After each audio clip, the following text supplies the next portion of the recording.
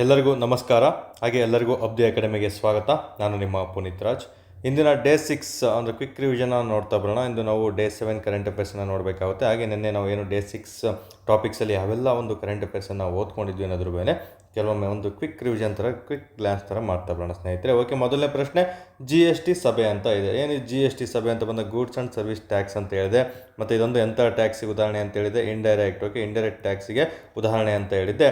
ಇದನ್ನು ಏನು ನಮಗೆ GST ಅಂತ ಬಂದಾಗ ಇತ್ತೀಚೆಗೆ ಎಲ್ಲಿ ಸಭೆ ಜರುಗಿತು ಅಂತ ಪ್ರಶ್ನೆ ಕೇಳ್ತೀನಿ. 55ನೇ ಸಭೆ ರಾಜಸ್ಥಾನದಲ್ಲಿ ಜರುಗಿತು. ಮತ್ತು ಇದಕ್ಕೆ ಹಣಕಾಸು ಸಚಿವರು ಅಧ್ಯಕ್ಷತೆಯನ್ನು ವಹಿಸ್ಕೊಳ್ತಾರೆ ಅಂತಲೂ ಸಹ ತಿಳಿಸ್ಕೊಟ್ಟಿದ್ದೆ. ಮತ್ತು ವಿಧಿ 279A ಮತ್ತು ವಿಧಿ 246A ವಿಧಿಯು GSTಗೆ ಸಂಬಂಧಪಟ್ಟಿದೆ ಅಂತಲೂ ಸಹ ನಿಮಗೆ ತಿಳಿಸ್ಕೊಟ್ಟಿದೆ. ಈ ಸಂದರ್ಭದಲ್ಲಿ ನೆನಪು ಮಾಡ್ಕೋಬೇಕು. ಮತ್ತು 101ನೇ ಒಂದು ತಿದ್ದುಪಡಿ ಆಗಿರ್ಬೋದು, 122ನೇ ಮಸೂದೆ ಆಗಿರ್ಬೋದು, ಇವೆರಡು GSTಗೆ ಸಂಬಂಧಪಟ್ಟಿದೆ ಅಂತ ನೆನ್ನೆ ಮಾಹಿತಿಯನ್ನು ನೀಡಿದ್ದೆ ನಿಮಗೆ. ಓಕೆ, ನಂತರ ಸೆಕೆಂಡ್ ಗೋಲಾನ್ ಹೈಟ್ಸ್, ಇದು ಯಾವ ಎರಡು ದೇಶಗಳ ನಡುವೆ ಇರುವುದಂಥದ್ದು ಕೇಳಿದ್ದಾರೆ?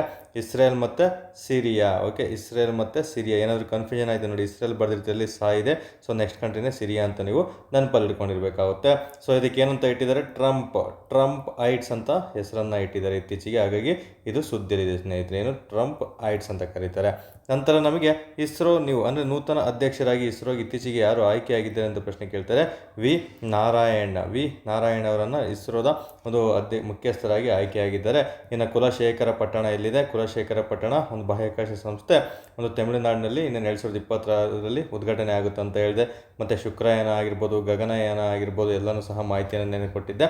ಅದನ್ನು ಸಹ ಈ ಸಂದರ್ಭದಲ್ಲಿ ನೀವು ನೆನಪು ಮಾಡ್ಕೋಬೇಕಾಗುತ್ತೆ. ನಂತರ ಇವೆಂಟ್ 2024 ಅಂದರೆ ಯುನೈಟೆಡ್ ನೇಷನ್ 2024ನೇ ವರ್ಷವನ್ನು ಎಂತಹ ವರ್ಷ ಅಂತ ನಮಗೆ ಘೋಷಣೆ ಮಾಡಿತ್ತು ಅಂತ ಕೇಳ್ತಾನೆ. ಓಕೆ, ಒಂಟೆಗಳ ವರ್ಷ ನೆನಪಲ್ಲಿರಬೇಕು. ಒಂಟೆಗಳ ವರ್ಷವನ್ನು ಮಾಡ್ತಾರೆ. ನಂತರ ವಿಶ್ವಸಂಸ್ಥೆಯ ಸಂಸ್ಥಾಪನಾ ದಿನ ಅಂತ ಹೇಳ್ಬಿಟ್ಟು ಅಕ್ಟೋಬರ್ 24 ಕರಿತೀವಿ. ಇನ್ನು ವಿಶ್ವಸಂಸ್ಥೆ ಪ್ರಸ್ತುತ 193 ಸದಸ್ಯತ್ವವನ್ನು ಒಳಗೊಂಡಿದೆ ರಾಷ್ಟ್ರಗಳು ಇದ್ದಾವೆ ಅದರಲ್ಲಿ. ನಂತರ ನಮಗೆ ಸೌತ್ ಸುಡಾನ್ ಇತ್ತೀಚೆಗೆ ಒಂದು ಸೇರ್ಪಡೆ ಆಗಿದಂತಹದ್ದು ಯಾವುದು ಅಂತ ಕೇಳಿದರೆ ಸೌತ್ ಸುಡಾನ್ ಆಗಿರುತ್ತೆ. ನಂತರ ಲೋಕ್ಪಾಲ್, ಇತ್ತೀಚೆಗೆ ಲೋಕ್ಪಾಲ್ ಅಂತ ಬಂದಾಗ ಕೇಂದ್ರ ಸರ್ಕಾರವು ಜನವರಿ 16ರಂದು ಲೋಕ್ಪಾಲ್ ದಿನವನ್ನು ಆಚರಣೆ ಮಾಡಬೇಕಂತೇಳಿ ಅನುಮತಿಯನ್ನು ಬಿಲ್ಲನ್ನು ಪಾಸ್ ಮಾಡಿರ್ತದೆ ಸ್ನೇಹಿತರೆ. ಏನು 1971ರಲ್ಲಿ ಮೊದಲ ಲೋಕಾಯುಕ್ತ ಶಾಲೆ ಒಂದು ಮಹಾರಾಷ್ಟ್ರದಲ್ಲಿ ಶುರುವಾಯಿತು ಅಂತಲೂ ಸಹ ತಿಳಿಸ್ಕೊಟ್ಟಿದ್ದೀನಿ. ಮತ್ತು 2013 ಪ್ರಕಾರ ಲೋಕಾಯುಕ್ತ ಮತ್ತು ಲೋಕಪಾಲ್ ಎರಡು ಕಾಯ್ದೆಗಳು ಜಾರಿಗೆ ಬರ್ತವೆ. ಅದರಲ್ಲಿ 2019ರಲ್ಲಿ ಈ ಲೋಕ್ಪಾಲ್ ಜಾರಿಗೆ ಬರುತ್ತೆ ಅಂತಲೂ ಸಹ ನಿಮಗೆ ತಿಳಿಸ್ಕೊಟ್ಟಿದ್ದೀನಿ. 1809 ಒಂಬಡ್ಸ್ಮ್ಯಾನ್. ಓಕೆ, ಒಂಬಡ್ಸ್ಮ್ಯಾನಲ್ಲಿ ಸ್ವೀಡನ್ ದೇಶಕ್ಕೆ ಸಂಬಂಧಪಟ್ಟಂತಹ ಒಂದು ಲೋಕ್ಪಾಲ್ಗೆ ಸಂಬಂಧಪಟ್ಟಿರುತ್ತೆ. ಅದನ್ನು ಸಹ ಇಂಪಾರ್ಟೆಂಟ್ ಆಗಿರ್ತದೆ ಸ್ನೇಹಿತರೆ. ಓಕೆ, ಇನ್ನು ಯಾರಾದರೂ ಟೆಲಿಗ್ರಾಮ್ ಗ್ರೂಪಿಗೆ ಜಾಯ್ನ್ ಆಗಿಲ್ಲ ಅಂದರೆ ನಮ್ಮ ಟೆಲಿಗ್ರಾಮ್ ಗ್ರೂಪಿಗೆ ನೀವು ಜಾಯ್ನ್ ಆಗ್ಬೋದು. ಓಕೆ, ಬೇರೆ ಏನಾದರೂ ಮೆಂಟರ್ಶಿಪ್ ಥರ ಬೇಕಿದ್ದರೆ ನೀವು ನಮ್ಮ ಒಂದು ಹೆಚ್ಚಿನ ಮಾಹಿತಿಗಾಗಿ ಈ ನಂಬರ್ಗೆ ಸಂಪರ್ಕ ಮಾಡ್ತಾ ಬರ್ಬೋದು ಸ್ನೇಹಿತರೆ. ಓಕೆ, ಇವತ್ತಿನ ಮೊದಲನೇ ಪ್ರಶ್ನೆ ನೋಡ್ತಾ ಬರೋಣ. ಓಕೆ, ಮೊದಲನೇ ಪ್ರಶ್ನೆ ಹೀಗಿದೆ. ಇದಂತೂ 100% ಪ್ರಶ್ನೆ ಆಗುವಂಥ ಚಾನ್ಸಸ್ ಇರುತ್ತೆ. ಜಿಯೋಗ್ರಫಿಗೆ ಸಂಬಂಧಪಟ್ಟಂತಹ ಒಂದು ಪ್ರಶ್ನೆ ಆಗಿರ್ತದೆ ಸ್ನೇಹಿತರೆ.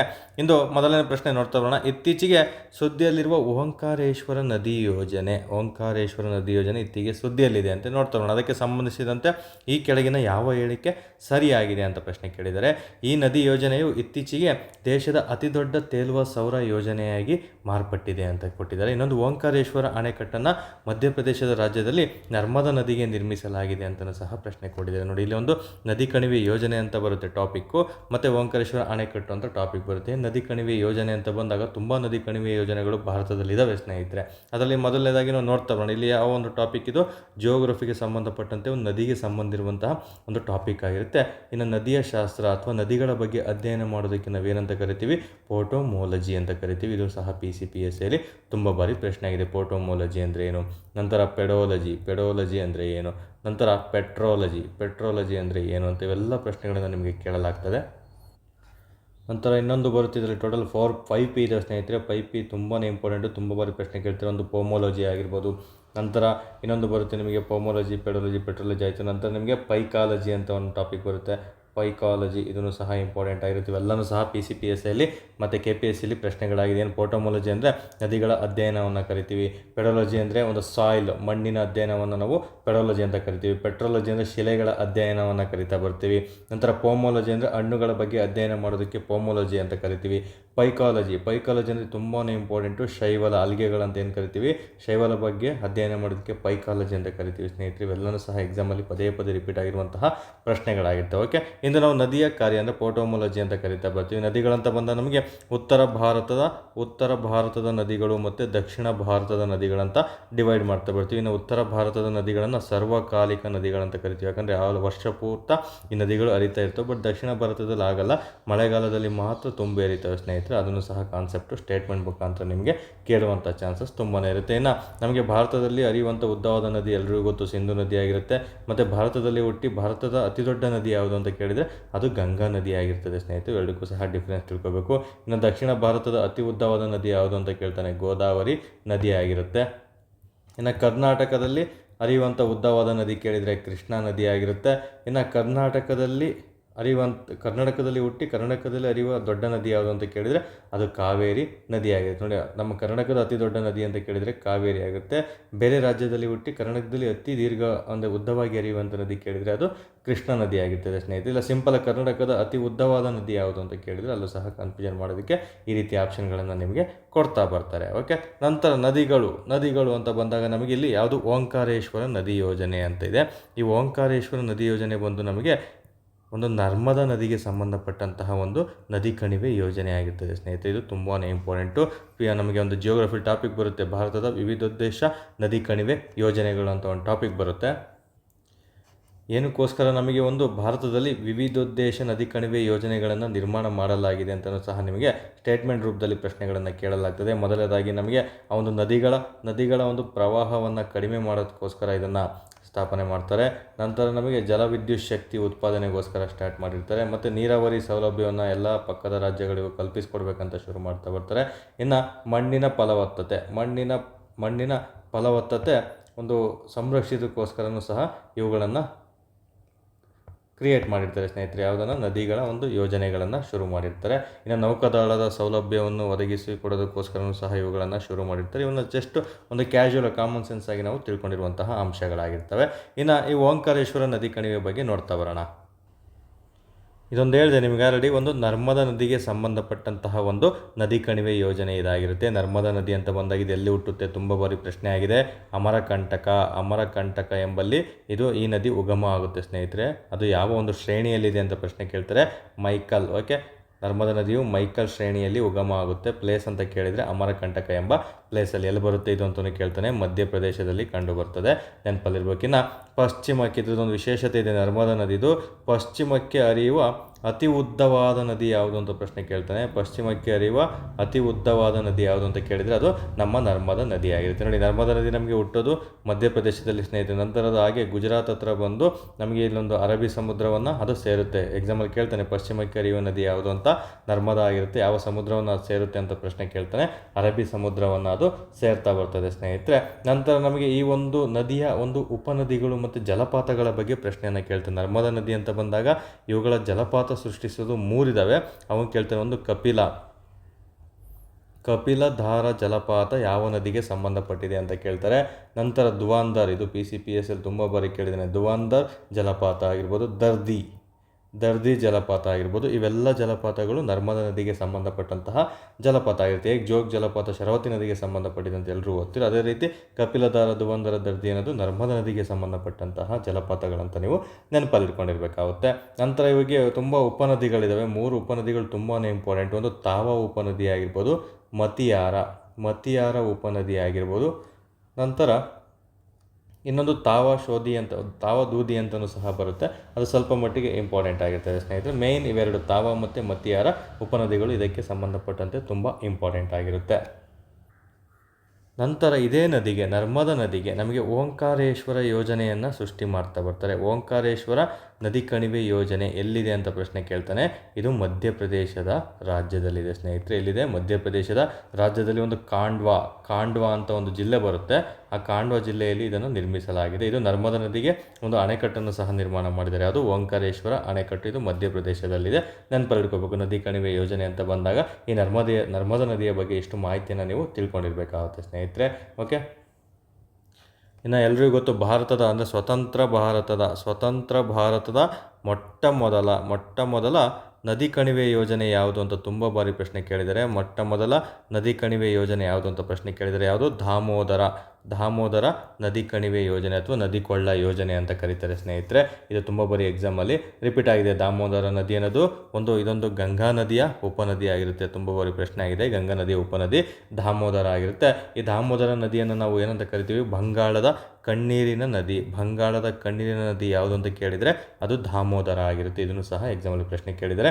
ನಂತರ ಏನು ಮೊಟ್ಟ ಮೊದಲ ಸ್ವತಂತ್ರ ಭಾರತದ ಮೊಟ್ಟ ಮೊದಲ ನದಿ ಕೊಳ್ಳ ಯೋಜನೆಯನ್ನು ಯಾವ ರೂಪದಲ್ಲಿ, ಅಂದರೆ ಯಾವುದೊಂದು ಬೇಸ್ ಮೇಲೆ ರೂಪಿಸಲಾಯಿತು ಅಂತ ಪ್ರಶ್ನೆ ಕೇಳ್ತಾನೆ. TVC ತುಂಬಾ ಇಂಪಾರ್ಟೆಂಟು. TVC ಅನ್ನೋದು ಇಲ್ಲಿ ಏನಂದರೆ ನಮಗೆ ಅಮೆರಿಕದ ಟೆನ್ನಿಸ್ ಕಣಿವೆ ಯೋಜನೆ, ಅಂದರೆ ಟೆನ್ನಿಸ್ ವ್ಯಾಲಿ ಯೋಜನೆ ಆಗಿರುತ್ತೆ. ಇದು ಟೆನ್ನಿಸ್ ನದಿ ಕಣಿವೆ ಯೋಜನೆ.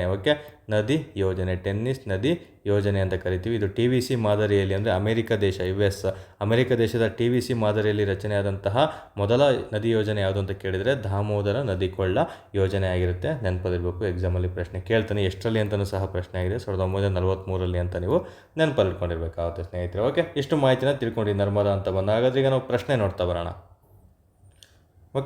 ಈ ನದಿ ಯೋಜನೆಯು ಇತ್ತೀಚೆಗೆ ದೇಶದ ಅತಿದೊಡ್ಡ ತೇಲುವ ಸೌರ ಯೋಜನೆಯಾಗಿ ಮಾರ್ಪಟ್ಟಿದೆ ಅಂತ ಹೇಳಿದರೆ ಇದೊಂದು ಇತ್ತೀಚೆಗೆ ಸುದ್ದಿಯಲ್ಲಿ ನ್ಯೂಸಲ್ಲಿದೆ ಸ್ನೇಹಿತರೆ. ಇತ್ತೀಚಿನ ಡಿಸೆಂಬರ್ ಜನವರಿ ಕರೆಂಟ್ ಅಫೇರ್ಸಲ್ಲಿ ಇದು ತುಂಬಾ ಇಂಪಾರ್ಟೆಂಟ್ ಆಗಿರುತ್ತೆ. ಇದು ದೇಶದ ಅತಿದೊಡ್ಡ ತೇಲುವ ಸೌರ ಯೋಜನೆಯಾಗಿ ಮಾರ್ಪಟ್ಟಿದೆ. ಇದು ರೈಟ್ ಆಗಿರುತ್ತೆ. ಇನ್ನು ಓಂಕಾರೇಶ್ವರ ಅಣೆಕಟ್ಟನ್ನು ಮಧ್ಯಪ್ರದೇಶ ರಾಜ್ಯದಲ್ಲಿ ನರ್ಮದಾ ನದಿಗೆ ನಿರ್ಮಿಸಲಾಗಿದೆ ಅಂತ ಹೇಳಿದ್ರು. ಆಲ್ಮೋಸ್ಟ್ ನರ್ಮದಾ ನದಿಗೆ ಎಲ್ಲ ಅಣೆಕಟ್ಟುಗಳು ಅಲ್ಲೇ ಮಧ್ಯಪ್ರದೇಶದಲ್ಲಿ ನಿರ್ಮಿಸಿರೋದು. ಸೊ ಓಂಕಾರೇಶ್ವರ ಅಣೆಕಟ್ಟನ್ನು ಸಹ ನಾವು ಮಧ್ಯಪ್ರದೇಶದಲ್ಲಿ ನಿರ್ಮಿಸಿದ ಸ್ನೇಹಿತರೆ. ಹಾಗಾಗಿ ಇದಕ್ಕೆ ಸರಿ ಉತ್ತರ A ಮತ್ತು B ಸರಿಯಾಗಿರ್ತದೆ, ನೆನಪಲ್ಲಿರಬೇಕು. ಇದಕ್ಕೂ ಮೇಲೂ ನಿಮಗೆ ಪ್ರಶ್ನೆಗಳನ್ನು ಕೇಳ್ತಾನೆ. ಈ ಕಡೆ ನಿಮಗೆ ಯಾವ ರೀತಿ ಕೇಳ್ತಾನೆ ಅಂದರೆ ನಿಮಗೆ ಯಾವುದು ತಾವ ಆಗಿರ್ಬೋದು, ಮಾನ್ ಅಣೆಕಟ್ಟು ಆಗಿರ್ಬೋದು, ನಂತರ ಬಾರ್ಗಿ ಅಣೆಕಟ್ಟು ಆಗಿರ್ಬೋದು. ಈ ಕಡೆ ಎಲ್ಲ ಕೊಟ್ಬಿಟ್ಟು ಈ ಕಡೆ ಮ್ಯಾಚ್ ದಿ ಫಾಲೋಯಿಂಗ್ ಕೇಳ್ತಾ ಬರ್ತಾರೆ. ನರ್ಮದಾ ನದಿ ಯಾವುದು ಸಂಬಂಧಪಟ್ಟಿದೆ, ಯಾವ್ದು ಸಂಬಂಧಪಟ್ಟಿಲ್ಲ ಅಂತ. ಇವೆಲ್ಲ ನರ್ಮದಾ ನದಿಗೆ ಸಂಬಂಧಪಟ್ಟಂತಹ ಪ್ರಮುಖ ಅಣೆಕಟ್ಟುಗಳಾಗಿರ್ತವೆ. ಅದೇ ರೀತಿ ನಿಮಗೆ ಈ ಕಡೆ A ಮತ್ತು B ಅಂತ ಕೊಟ್ಬಿಟ್ಟು ಹೊಂದಿಸಿ ಬರೀರಿ ಅಂತ ಹೇಳ್ಬಿಟ್ಟು ಬೇರೆ ಬೇರೆ ನದಿಗಳ ಅಣೆಕಟ್ಟನ್ನು ಕೊಟ್ಬಿಟ್ಟು ಈ ಕಡೆ ನದಿಗಳನ್ನು ಮ್ಯಾಚ್ ಮಾಡಿ ಅಂತ ಹೇಳ್ಬಿಟ್ಟು ನಿಮಗೆ ಕೇಳಲಾಗ್ತದೆ KPSCಲಿ ಅಥವಾ PSI ಎಕ್ಸಾಮ್ಗಳಲ್ಲಿ. ಆ ರೀತಿ ಸಹ ನೀವು ಇವುಗಳನ್ನು ಓದ್ಕೊಂಡಿರಬೇಕಾಗುತ್ತೆ. ನಂತರ ಮುಂದಿನ ಪ್ರಶ್ನೆ ಹೀಗಿದೆ. ಇಲ್ಲಿ 76ನೇ ಗಣರಾಜ್ಯೋತ್ಸವಕ್ಕೆ ಸಂಬಂಧಪಟ್ಟಂತೆ ಒಂದು ಪ್ರಶ್ನೆ ಇದೆ. ಇದು ತುಂಬಾ ಇಂಪಾರ್ಟೆಂಟು, ನೋಡೋಣ. ಇತ್ತೀಚೆಗೆ ಜರುಗಿದ 76ನೇ ಗಣರಾಜ್ಯೋತ್ಸವಕ್ಕೆ ಸಂಬಂಧಿಸಿದಂತೆ ಈ ಕೆಳಗಿನ ಯಾವ ಹೇಳಿಕೆ ತಪ್ಪಾಗಿದೆ ಅಂತ ಕೊಟ್ಟಿದೆ. ನೋಡಿ, ಈ ಥರ ಪ್ರಶ್ನೆಗಳು ಬಂದಾಗ ನೀವು ತುಂಬ ಕೇರ್ಫುಲ್ಲಾಗಿ ಅದ್ರ ಮೇಲೆ ರೌಂಡ್ ಅಪ್ ಮಾಡ್ಕೊಳ್ತಾನೆ ನೀವು ಮುಂದಿನ ಆಪ್ಷನ್ಗಳನ್ನು ಓದಬೇಕಂತ ತಿಳಿಸ್ಕೊಟ್ಟಿದ್ದು. ಇದು ಯಾವತ್ತೂ ನೀವು ಗಮನದಲ್ಲಿ ಇಟ್ಕೊಂಡೆ ನೀವೆಲ್ಲೇ ಟೆಸ್ಟ್ ಸೀರೀಸ್ ಬರೀರಿ, ಮೇಯ್ನ್ ಎಕ್ಸಾಮೇ ಬರೀರಿ. ಮನೇಲೇ ಕೂತ್ಕೊಂಡು ಮಾಕ್ ಟೆಸ್ಟ್ ಅಟೆಂಡ್ ಮಾಡಿ ಈ ರೀತಿ ಅದ್ರ ಮೇಲೆ ರೌಂಡ್ ಅಪ್ ಮಾಡ್ಕೋಬೇಕು. ತಪ್ಪಾಗಿದೆ ಸರಿಯಾಗಿದೆ ಅಂತ ಹೇಳ್ಬಿಟ್ಟು 1 ಸೆಕೆಂಡ್ ಫೋಕಸ್ ಮಾಡಲೇಬೇಕಾಗುತ್ತೆ ನೀವು. ನಂತರ ಯಾಕಂದರೆ ಎಷ್ಟೋ ಜನ ಯಾವುದು ಸರಿಯಾಗಿದೆ ಅಂತ ಅವ್ರ ಮನಸ್ಸಲ್ಲೇ ಅಂದ್ಕೊಂಡ್ಬಿಟ್ಟಿರ್ತಾರೆ ಆ ಒಂದು ಎಕ್ಸಾಮ್ ಟೆನ್ಷನಿಂದ. ಹಾಗಾಗಿ ಮೊದಲನೇ ಆಪ್ಷನ್ ಸರಿ ಇತ್ತಂದರೆ ಅದನ್ನೇ ಸರಿ ಆಗಿಬಿಡ್ತಾರೆ. ಸೊ ಇನ್ನು ಮಿಕ್ಕಿದ 3 ಆಪ್ಷನ್ ಕೆಲವೊಬ್ಬರು ನೋಡಿರಲ್ಲ ಸ್ನೇಹಿತರೆ. ಇಂಥವನ್ನು ಸಹ ನೀವು ಪ್ರತಿಯೊಂದು ಮಾಕ್ ಟೆಸ್ಟ್ ಬರೀಬೇಕಾದ್ರೆ ಪ್ರತಿಯೊಂದು ಇಂಚಾಗೂ ಸಹ ನೀವು ಗಮನಿಸ್ತಾ ಬರಬೇಕು. ನಂತರ ಈ ಸಂಭ್ರಮಕ್ಕೆ ಮುಖ್ಯ ಅತಿಥಿಯಾಗಿ ಇಂಡೋನೇಷ್ಯಾ ದೇಶದ ರಾಷ್ಟ್ರಪತಿಗಳಾದ ಪ್ರಭಾವೋ ಸುಬಿಯಾಂಟೋ ಅವರು ಭೇಟಿ ನೀಡಿದ್ದಾರೆ ಅಂತ ಒಂದು ಆಪ್ಷನ್ ಇದೆ. ನಂತರ ಗಣರಾಜ್ಯೋತ್ಸವಕ್ಕೆ ಸಂಬಂಧಪಟ್ಟಂತೆ ಇಲ್ಲಿ ಗಣರಾಜ್ಯ ಎಂಬ ಪದವನ್ನು ಎತ್ಕೊಳ್ಳಲಾಗಿದೆ. ಗಣರಾಜ್ಯ ಎಂಬ ಪದವನ್ನು ಫ್ರೆಂಚ್ ದೇಶದ ಸಂವಿಧಾನದಿಂದ ಎರವಲು ಪಡೆಯಲಾಗಿದೆ ಅಂತ ಆಪ್ಷನ್ ಕೊಟ್ಟಿದ್ದಾರೆ. ಗಣರಾಜ್ಯ ಎಂಬ ಪದವನ್ನು ಸಂವಿಧಾನದ 42ನೇ ತಿದ್ದುಪಡಿಯ ಮೂಲಕ ಪ್ರಸ್ತಾವನೆಗೆ ಸೇರಿಸಲಾಯಿತು ಅಂತ ಒಂದು ಆಪ್ಷನ್ ಇದೆ. ನಂತರ ಗಣರಾಜ್ಯ ದಿನವನ್ನು 1930 ಜನವರಿ 26ರಂದು ಪೂರ್ಣ ಸ್ವರಾಜ್ ಆಚರಿಸಿದ ನೆನಪಿಗಾಗಿ ಆಚರಣೆ ಮಾಡಲಾಗುತ್ತಿದೆ ಅಂತ ಬಂದಿದೆ. ನೋಡಿ, ಈ ಥರ ಪ್ರಶ್ನೆಗಳು ಸ್ವಲ್ಪ ಒಂದು 30-40 ಸೆಕೆಂಡ್ ತೊಗೊಳುತ್ತೆ ಉತ್ತರ ಯಾವುದು ಅಂತ ಗೆಸ್ ಮಾಡೋಕ್ಕೆ. 1-2 ರಿಂದ 3 ಬಾರಿ ಓದಬೇಕಾಗುತ್ತೆ ಸ್ನೇಹಿತರೆ. ಹಾಗಾಗಿ ನಾವು ಒಂದು ಕಾನ್ಸೆಪ್ಟನ್ನು ತಿಳ್ಕೊಳ್ಳೋಣ, ಆಮೇಲೆ ಈ ಒಂದು ಪ್ರಶ್ನೆಗೆ ನೋಡ್ತಾ ಬರೋಣ. ರಿಪಬ್ಲಿಕ್ ಡೇ ಅಂತ ಆಗಿರ್ಬೋದು. ನಮಗೆ ಒಂದು ರಿಪಬ್ಲಿಕ್ ಡೇ ಅಂತ ಬಂದಾಗ ನಮಗಿಲ್ಲಿ ಮಾಹಿತಿಯನ್ನು ಮೊದಲ ಬಾರಿಗೆ ತಿಳ್ಕೊಬೇಕು. ಏನು 1930ರಲ್ಲಿ ಜನವರಿ 26ರಂದು ಜವಾಹರ್ಲಾಲ್ ನೆಹರು ಅವರು ಒಂದು ಪೂರ್ಣ ಸ್ವರಾಜ್ಯ ದಿನವನ್ನು ಒಂದು ನೆನಪಿಗೋಸ್ಕರ ಇಲ್ಲಿ ಆಚರಣೆ ಮಾಡಲಾಗ್ತದೆ ಸ್ನೇಹಿತರೆ. ಜನವರಿ 26ರಂದು ಪೂರ್ಣ ಸ್ವರಾಜ್ ಘೋಷಣೆಯನ್ನು ಅವರು ಕೂಗ್ತಾ ಬಂದಿರ್ತಾರೆ. ಹಾಗಾಗಿ ನಮಗೆ ಒಂದು ಪ್ರಶ್ನೆ ಆಗುತ್ತೆ ಯಾವಾಗಲೂ. ಸೊ ಇದರ ಸಲುವಾಗಿನೇ ಏನಲ್ಲಿ ಪೂರ್ಣ ಸ್ವರಾಜನ್ನು ಘೋಷಣೆ ಮಾಡಿರ್ತಾರಲ್ಲ ಅದರ ಸಲುವಾಗಿ ಇದನ್ನು ಆಚರಣೆ ಮಾಡಬೇಕಂತ ಹೇಳ್ಬಿಟ್ಟು ನಾವು ನಮ್ಮ ಭಾರತದ ಸಂವಿಧಾನದಲ್ಲಿ ಒಂದು ಗಣರಾಜ್ಯೋತ್ಸವ ದಿನವನ್ನು ಜನವರಿ 26ರಂದು ಆಚರಣೆ ಮಾಡಬೇಕು ಅಂತೇಳಿ ಫಿಕ್ಸ್ ಆಗ್ತಾ ಬರುತ್ತೆ ಸ್ನೇಹಿತರೆ. ಮೊದಲ ಬಾರಿಗೆ 1950ರಲ್ಲಿ ಗಣರಾಜ್ಯೋತ್ಸವ ದಿನವನ್ನು ಆಚರಣೆ ಮಾಡ್ತಾ ಬರ್ತಾರೆ. ಆ ಆಚರಣೆಯ ಸಲುವಾಗಿ ಪ್ರತಿ ವರ್ಷ ಪ್ರತಿ ವರ್ಷ ಒಬ್ಬರು ಗೆಸ್ಟನ್ನು ಕರೆಸ್ತಾ ಬರ್ತಾರೆ, ಅಂದರೆ ಮುಖ್ಯ ಅತಿಥಿಗಳನ್ನು ಕರೆಸ್ತಾ ಬರ್ತಾರೆ. ಹಾಗಾಗಿ ನಮಗೆ ಎಕ್ಸಾಮ್ ದೃಷ್ಟಿಯಿಂದ ಇದು ತುಂಬಾ ಇಂಪಾರ್ಟೆಂಟ್ ಆಗಿರುತ್ತೆ. ಇತ್ತೀಚೆಗೆ ಯಾವ ದೇಶದ ಒಬ್ಬರು ಮುಖ್ಯ ಅತಿಥಿ ಬಂದಿದ್ರು ಅಂತ ಪ್ರಶ್ನೆ ಆಗಿದೆ. ಯಾಕಂದರೆ ಇದು ಕೇಳುವಂಥ ಚಾನ್ಸಸ್ ತುಂಬಾ ಇರುತ್ತೆ. ಯಾಕಂದರೆ ಏನು 1950ರಲ್ಲಿ ಆಯ್ತಲ್ಲ, 1950ರಲ್ಲಿ ಒಂದು ಗಣರಾಜ್ಯೋತ್ಸವ ಆಯಿತು ಅಂತ ಹೇಳಿದೆ ನಿಮಗೆ. ಅಲ್ಲೂ ಅಷ್ಟೇ ಇಂಡೋನೇಷ್ಯಾದ ಅಧ್ಯಕ್ಷರೇ ಭೇಟಿ ನೀಡಿರ್ತಾರೆ. ಹಾಗಾಗಿ ಇದು ಇಂಪಾರ್ಟೆಂಟ್ ಆಗುತ್ತೆ. ಓಕೆ, ಸುಕರ್ಣೋ ಎಂಬ ಇಂಡೋನೇಷ್ಯಾದ ಪ್ರೆಸಿಡೆಂಟು ಮೊದಲ ಬಾರಿಗೆ 1950ರಲ್ಲಿ ನಡೆದಂತಹ ಗಣರಾಜ್ಯೋತ್ಸವ ದಿನಕ್ಕೆ ಮುಖ್ಯ ಅತಿಥಿಯಾಗಿ ಬಂದಿರ್ತಾರೆ. ಪ್ಲಸ್ ಈ ವರ್ಷವೂ ಸಹ ಅಷ್ಟೇ 2025ರಲ್ಲಿ ಏನೊಂದು 76ನೇ ಗಣರಾಜ್ಯೋತ್ಸವ, ಇದನ್ನು ಸಹ ನೆನಪಲ್ಲಿಟ್ಕೊಂಡಿರ್ಬೇಕು. 76 ಅನ್ನೋದು ಕೆಲವೊಮ್ಮೆ ಸಿಂಪಲ್ ಪ್ರಶ್ನೆಯನ್ನು ಕೇಳಲಾಗ್ತದೆ. ಈ ವರ್ಷ ಆಚರಿಸಿದ್ದು ಎಷ್ಟನೇ ಗಣರಾಜ್ಯೋತ್ಸವ ಅಂತ. 76ನೇ ಗಣರಾಜ್ಯೋತ್ಸವ ಆಗಿರ್ತದೆ ಸ್ನೇಹಿತರೆ. ಇದಕ್ಕೆ ಮುಖ್ಯ ಅತಿಥಿಯಾಗಿ ಬಂದವರು ಯಾರು ಅಂತ ಪ್ರಶ್ನೆ ಕೇಳ್ತಾರೆ. ಸೊ ಇಂಡೋನೇಷ್ಯಾದ ಅಧ್ಯಕ್ಷರೇ, ನಿಮ್ಗೆ ಆಲ್ರೆಡಿ ಹೇಳಿದ್ನಲ್ಲ ಪ್ರಭಾವೋ ಸುಬಿಯಾಂಟೋ ಅನ್ನೋರು ಇತ್ತೀಚೆಗೆ ಭೇಟಿ ನೀಡಿದ್ದಾರೆ. ಹಾಗೆ ಆ ಉತ್ತರ ಸರಿಯಾಗಿರ್ತದೆ ಸ್ನೇಹಿತರೆ. ಹಾಗಾದರೆ ನಮಗೆ ಇಲ್ಲಿ ರಿಪಬ್ಲಿಕ್ ಡೇ ಅಂತ ಬಂದಾಗ ಸೆಕೆಂಡ್ ಆಪ್ಷನ್ ಯಾವುದು? ಗಣರಾಜ್ಯ ಅಂತ ಬಂದಿದೆ. ಏನು ಈ ಗಣರಾಜ್ಯ ಅನ್ನೋ ಪದವನ್ನು ಯಾವ ಒಂದು ದೇಶದಿಂದ ಎರವಲು ಪಡೆಯಲಿಲ್ಲ. ಯಾಕಂದರೆ ಸಂವಿಧಾನಕ್ಕೆ ಗೊತ್ತು ನಿಮಗೆ, ಒಂದು ಭಾರತ ಸಂವಿಧಾನಕ್ಕೆ ಒಂದು ತುಂಬ ಎಷ್ಟೋ ಪರ್ಸೆಂಟ್, 70ಕ್ಕೂ ಅಧಿಕ ಪರ್ಸೆಂಟಷ್ಟು ನಾವು ಒಂದು ಬೇರೆ ಇತರೆ ದೇಶಗಳಿಂದ ಸಂವಿಧಾನಕ್ಕೆ ಎರವಲು ಪಡೆಯಲಾಗಿದೆ ಅಂತ ಮಾಹಿತಿಯನ್ನು ಗೊತ್ತು. ಅದೇ ರೀತಿ ಗಣರಾಜ್ಯ ಎಂಬ ಪದವನ್ನು ಯಾವ ದೇಶದಿಂದ ಎರವಲು ಪಡೆಯಲಾಗಿದೆ ಅಂತ ಪ್ರಶ್ನೆಯನ್ನು ಕೇಳಲಾಗ್ತದೆ ಸ್ನೇಹಿತರೆ. ಏನಿದು ಫ್ರೆಂಚ್ ಅಥವಾ ಫ್ರಾನ್ಸ್ ಸಂವಿಧಾನ ಇರುತ್ತಲ್ಲ, ಈ ಫ್ರಾನ್ಸ್ ಸಂವಿಧಾನದಿಂದ 4 ಪದಗಳನ್ನು ಮುಖ್ಯವಾಗಿ ನಾವು ಎರವಲು ಪಡೆಯಲಾಗ್ತದೆ. ಒಂದು ಗಣತಂತ್ರ, ನಂತರ ನಮಗೆ ಈ ಪ್ರಸ್ತಾವನೆ ಅಂತ ಬರ್ತವೆ, ಅಲ್ಲೆಲ್ಲ ಈ ಪದಗಳು ಬರ್ತವೆ. ಸ್ವಾತಂತ್ರ್ಯ, ಸಮಾನತೆ, ನಂತರ ಭ್ರಾತೃತ್ವ. Okay, fraternity. ಓಕೆ, ಭ್ರಾತೃತ್ವ. ಇವು 4 ಪದಗಳನ್ನು ನಾವು ಫ್ರೆಂಚ್ ಕಡೆಯಿಂದ ತಂದಿರ್ತೀವಿ. ಅಂದರೆ ನಮಗೇನು ಇವೆಲ್ಲನೂ ಸಹ ಪ್ರಸ್ತಾವನೆಯಲ್ಲಿ ಬರುವಂತಹ ಪದಗಳು. ಪ್ರಸ್ತಾವನೆ ಅಂದರೆ ಎಲ್ಲರಿಗೂ ಗೊತ್ತು. ಓಕೆ, ಇದು ಓಕೆ, ಪ್ರಸ್ತಾವನೆ ಬಗ್ಗೆ ಮಾಹಿತಿ ಕೇಳ್ತಾನೆ. ಗಣತಂತ್ರ, ಸ್ವಾತಂತ್ರ್ಯ, ಸಮಾನತೆ, ಭ್ರಾತೃತ್ವ ಎಂಬ ಪದಗಳನ್ನು ಯಾವ ದೇಶದ ಸಂವಿಧಾನದಿಂದ ನಮ್ಮ ಭಾರತ ದೇಶದ ಸಂವಿಧಾನಕ್ಕೆ ಎರವಲು ಪಡೆಯಲಾಯಿತು ಅಂತ ಪ್ರಶ್ನೆ ಕೇಳ್ತಾನೆ. ಫ್ರೆಂಚ್ ಅಥವಾ ಫ್ರಾನ್ಸ್ ದೇಶದ ಸಂವಿಧಾನದಿಂದ ನಾವು ಎರವಲು ಪಡೆದುಕೊಂಡಿರ್ತೀವಿ ಸ್ನೇಹಿತರೆ. ಈ ಪ್ರಶ್ನೆಗಳು ತುಂಬ ಕೇಳ್ತಾನೆ. ಇನ್ನು ಪ್ರಸ್ತಾವನೆ ಅಂತ ಬಂದಾಗ ಕೆಲವೊಂದು ಮಾಹಿತಿಗಳನ್ನು ನೀವು ಕಡ್ಡಾಯವಾಗಿ ತಿಳ್ಕೊಂಡಿರಬೇಕಾಗುತ್ತೆ. ಓಕೆ, ಪ್ರಸ್ತಾವನೆ. ಈಗ ಪ್ರಸ್ತಾವನೆಯನ್ನು ಮೊದಲ ಬಾರಿಗೆ ಯಾರು ಮಂಡನೆ ಮಾಡಿದರು ಅಂತಲೂ ಸಹ ಪ್ರಶ್ನೆ ಕೇಳ್ತಾರೆ. ನೆಹರು ಅವರು ಮಂಡನೆ ಮಾಡಿರ್ತಾರೆ. ಎಷ್ಟರಲ್ಲಿ ಅಂತಲೂ ಸಹ ಪ್ರಶ್ನೆ ಕೇಳ್ತಾನೆ. 1946 ಡಿಸೆಂಬರ್ 13ರಂದು ಮೊದಲ ಬಾರಿಗೆ ದಯಗಳ ನಿರ್ಣಯ ಅಂತ ಕರೀತಾರೆ. ಅಥವಾ ಪ್ರಸ್ತಾವನೆಯನ್ನು ಮೊದಲ ಬಾರಿಗೆ ಮಂಡನೆ ಮಾಡಿದ್ದೆ. ಕೆಲವೊಂದು ಸಲ ನೋಡಿ ಸಿಂಪಲಾಗಿ ಕೇಳ್ಬಿಡ್ತಾನೆ. ದಯಗಳ ನಿರ್ಣಯ ಅಂದರೂ ಒಂದೇ, ಪ್ರಸ್ತಾವನೆ ಅಂದರೂ ಒಂದೇ. 1946 ಡಿಸೆಂಬರ್ 13ರಂದು ಇದನ್ನು ನೆಹರು ಅವರು ಬೇಡಿಕೆಯನ್ನು ಇಡ್ತಾರೆ ಸ್ನೇಹಿತರೆ ಸಂವಿಧಾನ ರಚನಾ ಸಭೆಯಲ್ಲಿ.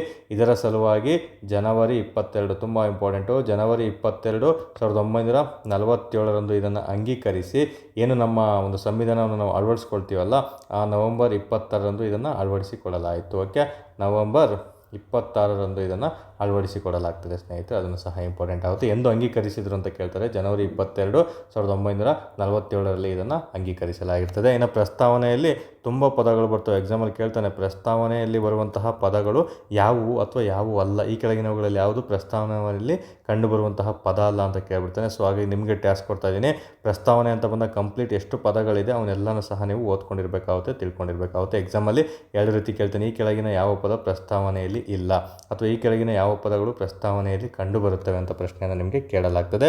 ನಂತರ ಇನ್ನೂ 2 ರೀತಿ ಪ್ರಶ್ನೆ ಕೇಳ್ತಾನೆ. ಒಂದು ಮೂಲ ಪ್ರಸ್ತಾವನೆ, ಇಲ್ಲಿ ಕನ್ಫ್ಯೂಷನ್ ಮಾಡ್ತಾರೆ. ಮೂಲ ಪ್ರಸ್ತಾವನೆ, ಪ್ರಸ್ತುತ ಪ್ರಸ್ತಾವನೆ ಅಂತ ಪ್ರಶ್ನೆ ಕೇಳ್ತಾನೆ. ಓಕೆ, ಪ್ರಸ್ತುತ ಪ್ರಸ್ತಾವನೆ. ಈ ಮೂಲ ಪ್ರಸ್ತಾವನೆಯಲ್ಲಿ ತುಂಬ ಪದಗಳಿದ್ವು. ಯಾವುವು? ಒಂದು ಏನು ಪ್ರಜಾಸತ್ತಾತ್ಮಕ ಆಗಿರ್ಬೋದು, ಗಣತಂತ್ರ ಆಗಿರ್ಬೋದು, ಮತ್ತು ಸ್ವಾತಂತ್ರ್ಯ ಆಗಿರ್ಬೋದು, ನಂತರ ನ್ಯಾಯ ಆಗಿರ್ಬೋದು, ಇವೆಲ್ಲ ಮೂಲ ಸಂವಿಧಾನದಲ್ಲಿ ಇದ್ವು, ಅಂದರೆ ಮೂಲ ಪ್ರಸ್ತಾವನೆಯಲ್ಲಿ ಇದ್ವು. ಬಟ್ ಪ್ರಸ್ತುತ ಪ್ರಸ್ತಾವನೆ ಅಂತ ಕೇಳಿದಾಗ 1976ರಲ್ಲಿ ಒಂದು ತಿದ್ದುಪಡಿ ಮಾಡಲಾಗ್ತದೆ ಸ್ನೇಹಿತರೆ. 42ನೇ ತಿದ್ದುಪಡಿ ಆಗಿರುತ್ತೆ. ಈಗ ನಾನು GST ಬಗ್ಗೆ ಮಾಹಿತಿ ಹೇಳಿದ್ನಲ್ಲ, ತಿದ್ದುಪಡಿ ಅಂತ. ಆ ತಿದ್ದುಪಡಿಗೂ ಮಸೂದೆಗೂ ನಿಮಗೆ ಡಿಫ್ರೆನ್ಸ್ ಗೊತ್ತಿದೆ. ಸೊ 42ನೇ ತಿದ್ದುಪಡಿ ಅಂತ ಬಂದಾಗ ಇಲ್ಲಿ 3 ಪದಗಳನ್ನು ಸೇರಿಸಲಾಗ್ತದೆ. ಒಂದು ಸಮಾಜವಾದಿ ಪದ ಆಗಿರ್ಬೋದು, ಮತ್ತು ಜಾತ್ಯತೀತ ಪದ ಆಗಿರ್ಬೋದು, ನಂತರ ಐಕ್ಯತೆ 3ನೇದು. ಈ 3 ಪದಗಳನ್ನು ಎಷ್ಟನೇ ತಿದ್ದುಪಡಿಯಲ್ಲಿ ಸೇರಿಸಲಾಯಿತು ಅಂತ ಹೇಳ್ಬಿಟ್ಟು PC PSI FT ST ಎಲ್ಲ ಎಕ್ಸಾಮಲ್ಲಿ ಲೆಕ್ಕಕ್ಕಿಲ್ಲದ ಬಾರಿಯಷ್ಟು ರಿಪೀಟ್ ಆಗಿದೆ. 1976 ರಲ್ಲಿ 42ನೇ ತಿದ್ದುಪಡಿ ಮೂಲಕ ಇದನ್ನು ಈ 3 ಪದಗಳನ್ನು ಪ್ರಸ್ತಾವನೆಗೆ ಸೇರಿಸಲಾಯಿತು. ಸೊ ಇಲ್ಲಿ ಇದನ್ನು ಗಮನಿಸಬೇಕು. ಈ 3 ಪದಗಳು 1976ರಲ್ಲಿ ಬಂದಿದ್ದು.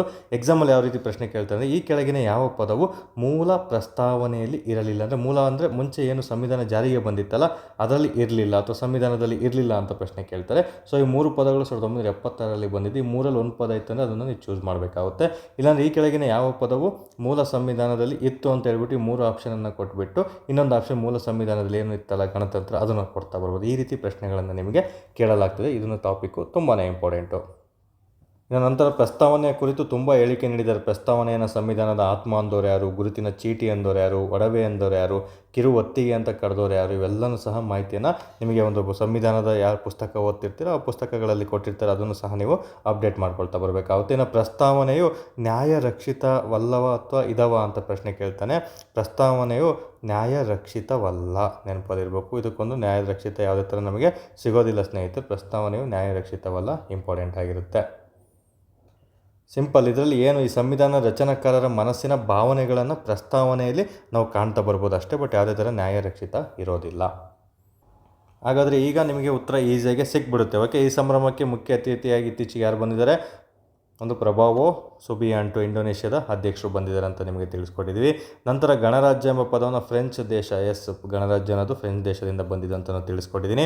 ಇನ್ನು ಗಣರಾಜ್ಯ ಎಂಬ ಪದವನ್ನು ಸಂವಿಧಾನದ 47ನೇ ತಿದ್ದುಪಡಿಯ ಮೂಲಕ ಪ್ರಸ್ತಾವನೆಗೆ ಸೇರಿಸಲಾಯಿತು ಅಂತ ಕೊಟ್ಟಿದ್ದೀವಿ. ಇದು ರಾಂಗ್ ಆಗಿರ್ತದೆ ಸ್ನೇಹಿತರೆ. ಓಕೆ, ನಂತರ ಗಣರಾಜ್ಯ ದಿನವನ್ನು 1930 ಜನವರಿ 26 ಪೂರ್ಣ ಸ್ವರಾಜ್ಯ ದಿನದಿಂದ ನೆನಪಿಗಾಗಿ ಆಚರಣೆ ಮಾಡಲಾಯಿತು ಅಂತ ಕೊಟ್ಟಿದ್ದಾರೆ. ಇದು ರೈಟ್, ಎಲ್ರಿಗೂ ಸಹ ಗೊತ್ತಿದೆ. ಬಟ್ ಇಲ್ಲಿ ಗಣರಾಜ್ಯ ಅನ್ನೋದು ನಮಗೆ ಮೂಲ ಸಂವಿಧಾನದಲ್ಲೇ ಇತ್ತು. ಹಾಗಾಗಿ ಇದು ಯಾವುದೇ ಥರ ಆನ್ಸರ್ ಆಗಿರೋದಿಲ್ಲ. 42ನೇ ತಿದ್ದುಪಡಿ ಮುಖಾಂತರ ಬಂದಿದ್ದು 3 ಪದಗಳು ಯಾವುದು? ಸಮಾಜವಾದಿ, ಜಾತ್ಯತೀತ, ಐಕ್ಯತೆ ಮಾತ್ರ. ಸೊ ಇದು ರಾಂಗ್ ಆಗಿರುತ್ತೆ. ಆಪ್ಷನ್ ಸಿ ಸರಿಯಾಗಿರುತ್ತೆ. ಇನ್ನು ಮುಂದಿನ ಪ್ರಶ್ನೆ ಈ ರೀತಿ ಇದೆ. ಇದು ಕೋರ್ಟಿಗೆ ಸಂಬಂಧಪಟ್ಟಂತಹ ಒಂದು ಪೊಲಿಟಿ ಅಂಶ ಆಗಿರ್ತದೆ ಸ್ನೇಹಿತರೆ. ಇತ್ತೀಚೆಗೆ 16,000 ಕೇಸ್ ವಿಲೇವಾರಿ ಮಾಡಿ ದಾಖಲೆ ನಿರ್ಮಿಸಿದಂತಹ ನ್ಯಾಯಮೂರ್ತಿ ಯಾರು? 16 ಕೇಸ್ಗಳನ್ನು ಇತ್ತೀಚೆಗೆ ಒಬ್ಬರು ವಿಲೇವಾರಿ ಮಾಡಿದಾರಂತೆ. ಅದಕ್ಕೆ ದಾಖಲೆ ನಿರ್ಮಿಸಿದಂತಹ ನ್ಯಾಯಮೂರ್ತಿ ಯಾರು ಅಂತ ಇಲ್ಲಿ ಪ್ರಶ್ನೆಯನ್ನು ಕೇಳಲಾಗಿದೆ ಸ್ನೇಹಿತರೆ. ಇಲ್ಲಿ ನ್ಯಾಯಮೂರ್ತಿ ನಾಗಪ್ರಸನ್ನನ ಅಥವಾ ವೆಂಕಟರಾಮಯ್ಯನ ಅಥವಾ HJ ಕಾನಿಯನ ಅಥವಾ ಮಹಮ್ಮದ್ ಹಿದಾಯತುಲ್ಲಾನ ಅಂತ ಕೊಟ್ಟಿದ್ದಾರೆ. ಸೊ ಇಲ್ಲಿ ಮಾಹಿತಿನ ನಾವು ಈಸಿಯಾಗಿ ತಿಳ್ಕೊಳ್ತಾ ಬರ್ಬೋದು. ನಮಗೆ ಒಂದು ಸುಪ್ರೀಂ ಕೋರ್ಟ್ನ ಮೊದಲ ಮುಸ್ಲಿಂ ಮುಖ್ಯ ನ್ಯಾಯಾಧೀಶರು ಯಾರು ಅಂತ ಪ್ರಶ್ನೆ ಕೇಳ್ತಾರೆ. ಅದು ನ್ಯಾಯಮೂರ್ತಿ ಮಹಮ್ಮದ್ ಹಿದಾಯತುಲ್ಲಾ. ಅಂದರೆ ಸುಪ್ರೀಂ ಕೋರ್ಟ್ನ ಮೊದಲ ಮುಸ್ಲಿಂ ನ್ಯಾಯಮೂರ್ತಿಗಳು ಯಾರು ಅಂತ ಪ್ರಶ್ನೆ ಕೇಳಲಾಗ್ತದೆ. ಅಂದರೆ ಮುಖ್ಯ ನ್ಯಾಯಮೂರ್ತಿಗಳು ಯಾರು ಅಂತ ಕೇಳಿದರೆ ಅದಕ್ಕೆ ಸರಿ ಉತ್ತರ ನ್ಯಾಯಮೂರ್ತಿ ಮಹಮ್ಮದ್ ಹಿದಾಯತ್ ಉಲ್ಲಾ ಅವರಾಗಿರ್ತಾರೆ ಸ್ನೇಹಿತರೆ. ನಂತರ ನ್ಯಾಯಮೂರ್ತಿ HJ ಕಾನಿಯಾ, ಇಲ್ಲಿ ತಿಳ್ಕೊಬೇಕು. ನ್ಯಾಯಮೂರ್ತಿ HJ ಕಾನಿಯಾ ಅನ್ನೋದು ಇವರೇನು ಸ್ವತಂತ್ರ ಭಾರತದ ಅಂದರೆ ಭಾರತಕ್ಕೆ ಏನು ಸ್ವತಂತ್ರ ಸಿಕ್ಕಿರುತ್ತಲ್ಲ, ಸ್ವತಂತ್ರ ಭಾರತದ ಮೊದಲ ಸುಪ್ರೀಂ ಕೋರ್ಟ್ನ ಮುಖ್ಯ ನ್ಯಾಯಾಧೀಶರು ಯಾರು ಅಂತ ಕೇಳಿದರೆ ಹರಿಲಾಲ್ ಜೆ ಕಾನಿಯಾ ಅವರಾಗಿರ್ತಾರೆ. ನೆನಪಲ್ಲಿಟ್ಕೊಂಡಿರ್ಬೇಕಾಗುತ್ತೆ. ಇನ್ನು ನ್ಯಾಯಮೂರ್ತಿ R ವೆಂಕಟರಾಮಯ್ಯ ಅಂತಿದ್ದಾರಲ್ಲ, ಇವರು ಕರ್ನಾಟಕದ ಹೈಕೋರ್ಟಿನ ಮುಖ್ಯ ನ್ಯಾಯಾಧೀಶರು, ಮೊದಲ ಮುಖ್ಯ ನ್ಯಾಯಾಧೀಶರಾಗಿರ್ತಾರೆ. ಓಕೆ, ಮೊದಲ ಮುಖ್ಯ ನ್ಯಾಯಾಧೀಶರು ಯಾರು ಅಂತ ಕೇಳಿದರೆ ಅದು ನ್ಯಾಯಮೂರ್ತಿ R ವೆಂಕಟರಾಮಯ್ಯ ಆಗಿರ್ತಾರೆ. ನಂತರ ವೆಂಕಟರಾಮಯ್ಯ ಬಗ್ಗೆ ಇನ್ನೊಂದು ಪ್ರಶ್ನೆ ಕೇಳ್ತಾರೆ. ಅದನ್ನು ಸಹ ಇಂಪಾರ್ಟೆಂಟ್ ಆಗಿರುತ್ತೆ. ಏನು ಈ ಸುಪ್ರೀಂ ಕೋರ್ಟಿಗೆ ಮುಖ್ಯ ನ್ಯಾಯಾಧೀಶರಾದಂತಹ ಕನ್ನಡಿಗ ಯಾರು ಅಂತ ಕೇಳ್ತಾನೆ. ಸುಪ್ರೀಂ ಕೋರ್ಟ್ಗೆ ಮುಖ್ಯ ನ್ಯಾಯಾಧೀಶರಾದಂತಹ ಮೊದಲ ಕನ್ನಡಿಗ ಯಾರು ಅಂತ ಕೇಳಿದರೆ ಅದನ್ನು ಸಹ ನ್ಯಾಯಮೂರ್ತಿ R ವೆಂಕಟರಾಮಯ್ಯ ಆಗಿರ್ತಾರೆ ಸ್ನೇಹಿತರೆ. ಸೊ ಇವ್ರು 3 ಜನ ಆಪ್ಷನ್ ಸಹ ಆಳುಬ್ರದ್ದು ನಾನು ಕೊಟ್ಟಿದ್ದೀನಿ. ಸೊ ಹಾಗಾಗಿ ಇದಕ್ಕೆ ಸರಿ ಉತ್ತರ ಯಾವುದಾಗಿರುತ್ತೆ? ನಾಗ ಪ್ರಸನ್ನ ಆಗಿರುತ್ತೆ. ಇತ್ತೀಚೆಗೆ ಅಂತ ಕೇಳಿದರೆ ಇತ್ತೀಚೆಗೆ 16,000 ಕೇಸ್ ವಿಲೇವಾರಿ ಮಾಡಿ ದಾಖಲೆ ನಿರ್ಮಿಸಿದಂತಹ ನ್ಯಾಯಮೂರ್ತಿ ನಾಗ ಪ್ರಸನ್ನ ಆಗಿರ್ತಾರೆ. ಸರಿ ಉತ್ತರ ಎ ಆಗಿರುತ್ತೆ ಸ್ನೇಹಿತರೆ. ಏನು ನಮಗೆ ಕೋರ್ಟ್ ಅಂತ ಬಂದಾಗ, ನಮಗೆ ನ್ಯಾಯಾಲಯ ಅಂತ ಬಂದಾಗ ನಾವು 2 ವಿಧಗಳನ್ನಾಗಿ ಮಾಡಲಾಗ್ತದೆ. ಒಂದು ಸುಪ್ರೀಂ ಕೋರ್ಟ್ ಆಗಿರ್ಬೋದು, ಇನ್ನೊಂದು ಹೈಕೋರ್ಟ್ ಆಗಿರ್ಬೋದು. ಈ ಸುಪ್ರೀಂ ಕೋರ್ಟ್ ಭಾರತದಲ್ಲಿ ಮೊದಲ ಬಾರಿಗೆ 1773ರ ಒಂದು ರೆಗ್ಯುಲೇಟಿಂಗ್ ಕಾಯ್ದೆಯ ಮೂಲಕ ಜಾರಿಗೊಳಿಸಲಾಯಿತು ಅಂತ ಎಲ್ರಿಗೂ ಸಹ ಗೊತ್ತಿರುತ್ತೆ. ಓಕೆ, ಮೊದಲ ಬಾರಿ ನೋಡಿ ಸುಪ್ರೀಂ ಕೋರ್ಟ್ ಅಂತ ಬಂದಾಗ 1773 ರೆಗ್ಯುಲೇಟಿಂಗ್ ಕಾಯ್ದೆಯ ಮೂಲಕ ಸುಪ್ರೀಂ ಕೋರ್ಟನ್ನು 1774ರಲ್ಲಿ ಮೊದಲ ಬಾರಿಗೆ ಸ್ಥಾಪಿಸಲಾಯಿತು ಸ್ನೇಹಿತರೆ. ಇದು ತುಂಬಾ ಇಂಪಾರ್ಟೆಂಟು. ಮೊದಲ ಬಾರಿಗೆ ಇದನ್ನು ಎಲ್ಲಿ ಎಕ್ಸಿಕ್ಯೂಟ್ ಮಾಡಿದ್ರು ಅಂದರೆ ಎಲ್ಲಿ ಸ್ಥಾಪಿಸಲಾಯಿತು ಮೊದಲ ಸುಪ್ರೀಂ ಕೋರ್ಟ್ ಅಂತ ಕೇಳ್ಬಿಡ್ತಾನೆ ನೋಡಿ. ಕೋಲ್ಕತ್ತಾ, ಯಾವುದೇ ಥರ ನವದೆಹಲಿ ಅಂತ ಚೂಸ್ ಮಾಡ್ಬಾರ್ದು. 1774ರಲ್ಲಿ ಕೋಲ್ಕತ್ತಾದಲ್ಲಿ ಇದನ್ನು ಸ್ಥಾಪನೆ ಮಾಡಲಾಯಿತು. ಇದರ ಒಂದು 1774ರಲ್ಲಿ ಈ ಸುಪ್ರೀಂ ಕೋರ್ಟ್ಗೆ ಆಯ್ಕೆಯಾದಂತಹ ಮೊದಲ ಮುಖ್ಯ ನ್ಯಾಯಾಧೀಶರು ಯಾರು ಅಂತ ಪ್ರಶ್ನೆ ಕೇಳ್ತಾರೆ. ಸರ್ ಎಲಿಜಾ ಇಂಪೆ ಅವರಾಗಿರ್ತಾರೆ ಸ್ನೇಹಿತರೆ. ಇವರು ಮುಖ್ಯ ನ್ಯಾಯಾಧೀಶರಾಗಿರ್ತಾರೆ. ನಂತರ ಬರೀ ನ್ಯಾಯಾಧೀಶರು 3 ಜನ ಇರ್ತಾರೆ ಇದರಲ್ಲಿ, ಅವರು ಸಹ ಇಂಪಾರ್ಟೆಂಟ್ ಆಗ್ತಾರೆ. ಯಾವುದೇ ಎಕ್ಸಾಮಲ್ಲಿ ಕೇಳಿಲ್ಲ, ನೆಕ್ಸ್ಟ್ ಎಕ್ಸಾಮಲ್ಲಿ ಕೇಳ್ಬೋದು ಅಂತ ಹೇಳ್ತಿದ್ದೀನಿ. ರಾಬರ್ಟ್ ಚೇಂಬರ್ ಅಂತ ಒಬ್ರು ಇರ್ತಾರೆ. ನಂತರ ಒಬ್ಬ ಸ್ಟೀಫನ್ ಸೀಸರ್ ಅಂತ ಇರ್ತಾರೆ. ಸ್ಟೀಫನ್ ಸೀಸರ್ ಅಂತ ಒಬ್ರು ಇರ್ತಾರೆ. ನಂತರ ಜಾನ್ ಐಡೆ ಮೂವರು ನ್ಯಾಯಾಧೀಶರಾಗಿ ಕಾರ್ಯವನ್ನು ನಿರ್ವಹಿಸಿರ್ತಾರೆ. ಎಷ್ಟರಲ್ಲಿ? 1774ರಲ್ಲಿ. ಬಟ್ ಮುಖ್ಯ ನ್ಯಾಯಾಧೀಶರು ಯಾರು ಅಂತ ಕೇಳಿದರೆ ಎಲಿಜಾ ಇಂಪೆ. ಬಟ್ ಸ್ವತಂತ್ರ ಭಾರತ ಏನು ಸ್ವತಂತ್ರ ಭಾರತ ಅಂದರೆ ನಮಗೆ 1950 ನಮಗೆ ಒಂದು ಜನವರಿ 28 ಸುಪ್ರೀಂ ಕೋರ್ಟ್ ಸ್ಥಾಪನೆ ಆಗ್ತದೆ ಸ್ನೇಹಿತರೆ. ಮುಂಚಿನ ಸ್ಥಾಪನೆ ಆಗಿರುತ್ತೆ ಇಲ್ಲಿ ಕೋಲ್ಕತ್ತಾದಲ್ಲಿ. ಬಟ್ ನಾವು ಸ್ವತಂತ್ರ ಭಾರತ ಆದಮೇಲೆ ಇದು ಬ್ರಿಟಿಷರ ಒಂದು ಆಳ್ವಿಕೆ ಆಗಿರುತ್ತೆ. ಬಟ್ ನಾವು ಒಂದು ಸ್ವತಂತ್ರ ಭಾರತದಲ್ಲಿ ಸುಪ್ರೀಂ ಕೋರ್ಟ್ ಎಷ್ಟರಲ್ಲಿ ಸ್ಥಾಪನೆ ಆಯಿತು ಅಂತ ಕೇಳಿದರೆ 1950 ಜನವರಿ 28 ಅಂತ ನೆನ್ಪಿಟ್ಕೋಬೇಕು. ಆಗಿದ್ದಂತಹ ಮೊದಲ ಸುಪ್ರೀಂ ಕೋರ್ಟ್ನ ಮುಖ್ಯ ನ್ಯಾಯಾಧೀಶರು ಯಾರು ಅಂತ ಕೇಳಿದರೆ ಹೇಳಿದ್ನಲ್ಲ ನಿಮಗೆ, ಹರಿಲಾಲ್ ಕಾನಿಯಾ ಅಂತ ಹೇಳಿದ್ರಲ್ಲ, ಅವರಾಗಿರ್ತಾರೆ. ಅವರನ್ನು HJ ಕಾನಿಯಾ ಅಂತ ಕರೀತಾರೆ, ಅಥವಾ ಹರಿಲಾಲ್ ಜೆ ಕಾನಿಯಾ ಅಂತಲೂ ಕರೀತಾರೆ. ನೆನಪಲ್ಲಿರಬೇಕು ಸ್ನೇಹಿತರೆ. ಇಷ್ಟು ಸಹ ಸುಪ್ರೀಂ ಕೋರ್ಟ್ ಬಗ್ಗೆ ಮಾಹಿತಿ ಆಯಿತು. ಇನ್ನು ಹೈಕೋರ್ಟ್ ಅಂತ ಬಂದಾಗ ನಮಗೆ ಹೈಕೋರ್ಟ್ ಎಷ್ಟನೇ ಒಂದು ಭಾರತೀಯ ಹೈಕೋರ್ಟ್ ಕಾಯ್ದೆಯ ಮೂಲಕ ಜಾರಿಗೊಳಿಸಲಾಯಿತು ಅಂತ ಕೇಳ್ತಾನೆ. 1861ರ ಹೈಕೋರ್ಟ್ ಕಾಯ್ದೆಯ ಮೂಲಕ ನಮಗೆ 3 ಹೈಕೋರ್ಟ್ಗಳನ್ನು ಶುರು ಮಾಡಲಾಗ್ತದೆ ಸ್ನೇಹಿತರೆ. ಒಂದು ಕಲ್ಕತ್ತಾ ಹೈಕೋರ್ಟ್ ಆಗಿರ್ಬೋದು, ನಂತರ ಬಾಂಬೆ ಹೈಕೋರ್ಟ್ ಆಗಿರ್ಬೋದು, ನಂತರ ಮದ್ರಾಸ್ ಹೈಕೋರ್ಟ್ ಆಗಿರ್ಬೋದು. ಇಷ್ಟೂ ಸಹ ನಮಗೆ ಮೊದಲ ಬಾರಿಗೆ ಭಾರತದ ಒಂದು ಮೊದಲ ಹೈಕೋರ್ಟ್ಗಳು ಯಾವುವು ಅಂತ ಕೇಳಿದರೆ ಕೋಲ್ಕತ್ತಾ, ಬಾಂಬೆ, ಮದ್ರಾಸ್. ಆರ್ಡರ್ ವೈಸ್ ಹಿಂಗೆ ಕೇಳ್ತಾನೆ. ಸೊ ಕೋಲ್ಕತ್ತಾ ಆಗಿರ್ಬೋದು, ಬಾಂಬೆ ಆಗಿರ್ಬೋದು, ಮದ್ರಾಸ್ ಆಗಿರ್ಬೋದು, ಈ ರೀತಿ ನೆನ್ಪಿಟ್ಕೋಬೇಕು ನೀವು, ಇಂಪಾರ್ಟೆಂಟ್ ಆಗಿರುತ್ತೆ. 1861ರ ಒಂದು ಭಾರತೀಯ ಹೈಕೋರ್ಟ್ಗಳ ಕಾಯ್ದೆಯ ಮೂಲಕ ಇದನ್ನು ಸ್ಥಾಪನೆ ಮಾಡಲಾಗ್ತದೆ. ಇನ್ನು ಕರ್ನಾಟಕ ಹೈಕೋರ್ಟ್ ಅಂತ ಎಲ್ರಿಗೂ ಗೊತ್ತು. ಕರ್ನಾಟಕದ ಹೈಕೋರ್ಟ್ನ ಮೊದಲ ಮುಖ್ಯ ನ್ಯಾಯಾಧೀಶರು ಆರ್ ವೆಂಕಟರಾಮಯ್ಯ ಅಂತ ಹೇಳಿದೆ, ಅದನ್ನು ಸಹ ಇಂಪಾರ್ಟೆಂಟ್ ಆಗಿರುತ್ತೆ. ಇನ್ನು ನಂತರ ಪ್ರಸ್ತುತ ಹೈಕೋರ್ಟು ನಮಗೆ ಭಾರತದಲ್ಲಿ ಎಷ್ಟಿದೆ ಅಂತ ಕೇಳ್ತಾನೆ. ಪ್ರಸ್ತುತ ಭಾರತದಲ್ಲಿ 25 ಹೈಕೋರ್ಟ್ಗಳನ್ನು ಒಳಗೊಂಡಿದೆ ಸ್ನೇಹಿತರೆ. 25ನೇ ಹೈಕೋರ್ಟ್ ಯಾವುದು ಅಂತ ಕೇಳಿದರೆ 25ನೇ ಹೈಕೋರ್ಟ್ ಬಂದು ಎಲ್ರಿಗೂ ಗೊತ್ತು, ಆಂಧ್ರ ಪ್ರದೇಶ ಹೈಕೋರ್ಟ್ ಆಗಿರುತ್ತೆ. 2019 ಜನವರಿ 1ರಂದು ಇದು ಎಕ್ಸಿಕ್ಯೂಟ್ ಆಗುತ್ತೆ. ಇಲ್ಲಿ ಆಂಧ್ರ ಪ್ರದೇಶದ ಕ್ಯಾಪಿಟಲ್ ಅಮರಾವತಿ ಅಂತ ಏನಂತೀವಿ, ಅಲ್ಲಿದು ಶುರು ಮಾಡಿರ್ತಾರೆ ಸ್ನೇಹಿತರೆ. 25ನೇ ಹೈಕೋರ್ಟ್ ಯಾವುದು ಅಂತ ಕೇಳಿದರೆ ಆಂಧ್ರ ಪ್ರದೇಶ ಆಗಿರುತ್ತೆ. ಟೋಟಲ್ ಮೊದಲನೇ ಹೈಕೋರ್ಟ್ಗಳು ಅಂತ ಕೇಳಿದರೆ ಕಲ್ಕತ್ತಾ, ಬಾಂಬೆ, ಮದ್ರಾಸ್ ಆಗಿರುತ್ತೆ. ಇನ್ನು ಕರ್ನಾಟಕದ ಹೈಕೋರ್ಟ್ ಸ್ಥಾಪನೆ ಆದಂತಹ ವರ್ಷ ಕೇಳ್ತಾನೆ. 1884ರಲ್ಲಿ ಕರ್ನಾಟಕದ ಹೈಕೋರ್ಟ್ ಸ್ಥಾಪನೆ ಆಗಿರುತ್ತೆ. ಮುಂಚೆ ಇದನ್ನು ಅಠಾರ ಕಚೇರಿ ಅಂತ ಕರಿತಾ ಇದ್ರು, ಅದನ್ನು ಸಹ ನಮಗೆ ಇಂಪಾರ್ಟೆಂಟು. ಇನ್ನು ಕರ್ನಾಟಕದ ಹೈಕೋರ್ಟ್ ಬೆಂಗಳೂರಿನಲ್ಲಿದೆ, ಹೆಡ್ ಕ್ವಾರ್ಟರ್ಸ್ ಬೆಂಗಳೂರಿನಲ್ಲಿದೆ. ಪ್ರಸ್ತುತ ಸುಪ್ರೀಂ ಕೋರ್ಟ್ನ ಒಂದು ಕೇಂದ್ರ ಕಚೇರಿ ಎಲ್ಲಿದೆ ಅಂತ ಕೇಳಿದರೆ ಎಲ್ರಿಗೂ ಗೊತ್ತು, ನವದೆಹಲಿಯಲ್ಲಿದೆ. ಅದನ್ನು ಸಹ ಇಂಪಾರ್ಟೆಂಟ್ ಆಗಿರುತ್ತೆ. ಇನ್ನು ಸುಪ್ರೀಂ ಕೋರ್ಟ್ ಅಂತ ಬಂದಾಗ ನಮಗೆ ಇನ್ನು ಕರ್ನಾಟಕ ಹೈಕೋರ್ಟ್ ಅಂತ ಆಯಿತು. ಕರ್ನಾಟಕ ಹೈಕೋರ್ಟಲ್ಲಿ ನಮಗೆ 2 ಸಂಚಾರಿ ಪೀಠಗಳಿದೆ. ಇಲ್ಲಿ ಡಿ ಕೆ ಅಂತ ನೆನ್ಪಿಟ್ಕೋಬೇಕು. ಧಾರವಾಡ ಮತ್ತು ಕಲಬುರಗಿ ಸಂಚಾರ ಪೀಠಗಳಿದೆ. ಪ್ರಸ್ತುತ ಇವು ಕಾಯಂ ಪೀಠಗಳನ್ನಾಗಿಯೂ ಸಹ ಮಾಡಲಾಗಿರ್ತದೆ. ಇಷ್ಟು ಸಹ ನಾವು ಹೈಕೋರ್ಟ್ ಬಗ್ಗೆ ಮಾಹಿತಿನ ತಿಳ್ಕೊಬೇಕಾಗುತ್ತೆ. ನಾನು ನಿಮಗೆ ಎಕ್ಸಾಮ್ ದೃಷ್ಟಿಯಿಂದ ಹೈಕೋರ್ಟ್ ನ್ಯಾಯಾಧೀಶರನ್ನು ಯಾವ ರೀತಿ ಆಯ್ಕೆ ಮಾಡಲಾಗ್ತದೆ, ಸುಪ್ರೀಂ ಕೋರ್ಟ್ ನ್ಯಾಯಾಧೀಶರನ್ನು ಯಾವ ರೀತಿ ಆಯ್ಕೆ ಮಾಡಲಾಗ್ತದೆ, ಇವ್ರನ್ನ ಮಹಾಭಿಯೋಗ ಮಾಡೋದಾದರೆ ಯಾವ ರೀತಿ ಮಾಡಲಾಗ್ತದೆ, ಮತ್ತು ಇವ್ರನ್ನ ಆಯ್ಕೆ ಮಾಡೋದು ಯಾವ ರೀತಿ ಆಯ್ಕೆ ಮಾಡಲಾಗ್ತದೆ, ನಂತರ ಇವರಿಗೆ ಯಾರು ಪ್ರಮಾಣ ವಚನವನ್ನು ಬೋಧಿಸ್ತಾರೆ, ಮತ್ತು ಎಷ್ಟು ಜನ ಸ್ಟ್ರೆಂತ್ ಒಳಗೊಂಡಿರುತ್ತೆ ಸುಪ್ರೀಂ ಕೋರ್ಟು, ಮತ್ತು ಹೈಕೋರ್ಟ್ ಎಷ್ಟು ಜನ ಸ್ಟ್ರೆಂತನ್ನು ಒಳಗೊಂಡಿರುತ್ತೆ, ಪ್ರಸ್ತುತ ಹೈಕೋರ್ಟ್ನ ಮುಖ್ಯ ನ್ಯಾಯಾಧೀಶರು ಯಾರಿದ್ದಾರೆ, ಪ್ರಸ್ತುತ ಸುಪ್ರೀಂ ಕೋರ್ಟ್ನ ಮುಖ್ಯ ನ್ಯಾಯಾಧೀಶರು ಯಾರಿದ್ದಾರೆ, ಇವನ್ನೆಲ್ಲ ಮಾಹಿತಿಗಳನ್ನು ನೀವು ಕರೆಂಟ್ ಅಫೇರ್ಸಲ್ಲಿ ಮತ್ತು ಸಬ್ಜೆಕ್ಟ್ ವೈಸಲ್ಲಿ ತಿಳ್ಕೊಬೇಕಾಗುತ್ತೆ. ಇದನ್ನು ಸಹ ಇಂಪಾರ್ಟೆಂಟ್ ಆಗುತ್ತೆ. ಇದಕ್ಕೆ ಸರಿ ಉತ್ತರ ಬಂದು ನ್ಯಾಯಮೂರ್ತಿ ನಾಗಪ್ರಸನ್ನ ಆಗಿರ್ತಾರೆ. ಮುಂದಿನ ಪ್ರಶ್ನೆ, ಆಲ್ಮೋಸ್ಟ್ ಇವತ್ತೆಲ್ಲ ಪೊಲಿಟಿನೇ ಎತ್ಕೊಂಡಿದ್ದೀನಿ ಸ್ನೇಹಿತರೆ. 3 ಪ್ರಶ್ನೆಗಳು ಪೊಲಿಟಿಗೆ ಸಂಬಂಧಪಟ್ಟಂತಹ ಪ್ರಶ್ನೆಗಳೇ ಆಗಿರ್ತವೆ. ಅದರಲ್ಲಿ ಮೊದಲನೇ ಪ್ರಶ್ನೆ ಸಹ ಹೇಳಿದೆ, 2, 3 ಆಯಿತು. ಇನ್ನು 4ನೇದು ರಾಷ್ಟ್ರೀಯ ಮಾನವ ಹಕ್ಕುಗಳಿಗೆ ಸಂಬಂಧಪಟ್ಟಂತಹ ಒಂದು ಪೊಲಿಟಿ ಪ್ರಶ್ನೆ ಆಗಿರುತ್ತೆ. ನೋಡ್ತಾ ಬರೋಣ. ರಾಷ್ಟ್ರೀಯ ಮಾನವ ಹಕ್ಕುಗಳ ಆಯೋಗವನ್ನು ಕುರಿತು ಈ ಕೆಳಗಿನ ಯಾವ ಹೇಳಿಕೆ ಸರಿಯಾಗಿದೆ ಅಂತ ಕೊಟ್ಟಿದ್ದಾರೆ, ನೋಡ್ತಾ ಬರೋಣ. ಇತ್ತೀಚೆಗೆ ಮಾನವ ಹಕ್ಕುಗಳ ಆಯೋಗದ ಮುಖ್ಯಸ್ಥರಾಗಿ ವಿ ರಾಮಸುಬ್ರಹ್ಮಣ್ಯಂ ಅವರನ್ನು ಆಯ್ಕೆ ಮಾಡಲಾಗಿದೆ ಅಂತ ಕೊಟ್ಟಿದ್ದಾರೆ. ನಂತರ ರಾಷ್ಟ್ರೀಯ ಮಾನವ ಹಕ್ಕುಗಳ ಆಯೋಗದ ಅಧ್ಯಕ್ಷರ ಅವಧಿ 3 ವರ್ಷಗಳಂತ ಕೊಟ್ಟಿದ್ದಾರೆ. ಇನ್ನು ರಾಷ್ಟ್ರೀಯ ಮಾನವ ಹಕ್ಕುಗಳ ಆಯೋಗವು 2007 ಅಕ್ಟೋಬರ್ 12ರಂದು ಸ್ಥಾಪಿಸಲಾಯಿತು ಅಂತ ಕೊಟ್ಟಿದ್ದಾರೆ. ಸೊ ರಾಷ್ಟ್ರೀಯ ಮಾನವ ಹಕ್ಕುಗಳ ಆಯೋಗ ಅಂತ ಬಂದಾಗ ಒಂದು ಏನು ನ್ಯಾಷನಲ್ ಹ್ಯೂಮನ್ ರೈಟ್ಸ್ ಕಮಿಷನ್ ಅಂತ ಕರಿತೀವಿ. ಫುಲ್ ಫಾರ್ಮ್ ಎಕ್ಸಾಮಲ್ಲಿ ತುಂಬ ಬಾರಿ ಕೇಳಿದ್ದಾನೆ. National human rights commission, NHRC full form ಏನು ಅಂತ ಪ್ರಶ್ನೆ ಆಗಿದೆ PCPSI ಅಲ್ಲಿ. ನ್ಯಾಷನಲ್ ಹ್ಯೂಮನ್ ರೈಟ್ಸ್ ಕಮಿಷನ್ ಆಗಿರ್ತದೆ ಸ್ನೇಹಿತರೆ. ಇದನ್ನು ಏನು ನಾವು 1993ರ ಮಾನವ ಹಕ್ಕುಗಳ ಸಂರಕ್ಷಣಾ ಕಾಯ್ದೆ, ಮಾನವ ಹಕ್ಕುಗಳ ಸಂರಕ್ಷಣಾ ಕಾಯ್ದೆಯ ಮೂಲಕ ಇವುಗಳನ್ನು ಸ್ಥಾಪನೆ ಮಾಡಲಾಗಿದೆ. ಎಕ್ಸಾಂಪಲ್ ಕೇಳಿದ್ದಾನೆ, ಯಾವ ಒಂದು ಕಾಯ್ದೆಯ ಮೂಲಕ ಮಾನವ ಹಕ್ಕುಗಳ ಆಯೋಗವನ್ನು ರಚನೆ ಮಾಡಲಾಗಿದೆ ಅಂತ ಕೇಳ್ತಾನೆ. ಮಾನವ ಹಕ್ಕುಗಳ ಸಂರಕ್ಷಣೆ ಕಾಯ್ದೆ ಆಗಿರುತ್ತೆ. ಇದನ್ನು ಈ ಒಂದು ಕಾಯ್ದೆಯ ಮೂಲಕ 1993 ಅಕ್ಟೋಬರ್ 12ರಂದು ಸ್ಥಾಪನೆ ಮಾಡಲಾಗ್ತದೆ. ಎಲ್ಲಿ? ನವದೆಹಲಿಯಲ್ಲಿ ಇದರ ಕೇಂದ್ರ ಕಚೇರಿಯನ್ನು ಒಳಗೊಂಡಿರ್ತದೆ ಸ್ನೇಹಿತರೆ. ಇದರಲ್ಲಿ ಟೋಟಲ್ಲು ಎಷ್ಟು ಜನ ಮೆಂಬರ್ಗಳು ಇರ್ತಾರೆ ಅಂತ ಪ್ರಶ್ನೆಯನ್ನು ಕೇಳಲಾಗ್ತದೆ. ಒಬ್ಬ ಅಧ್ಯಕ್ಷ ಇರ್ತಾನೆ, ಮುಖ್ಯ ಚೇರ್ಮನ್ ಯಾರು, ಒಬ್ಬರು ಅಧ್ಯಕ್ಷರನ್ನು ಒಳಗೊಂಡಿರುತ್ತದೆ ಇದು.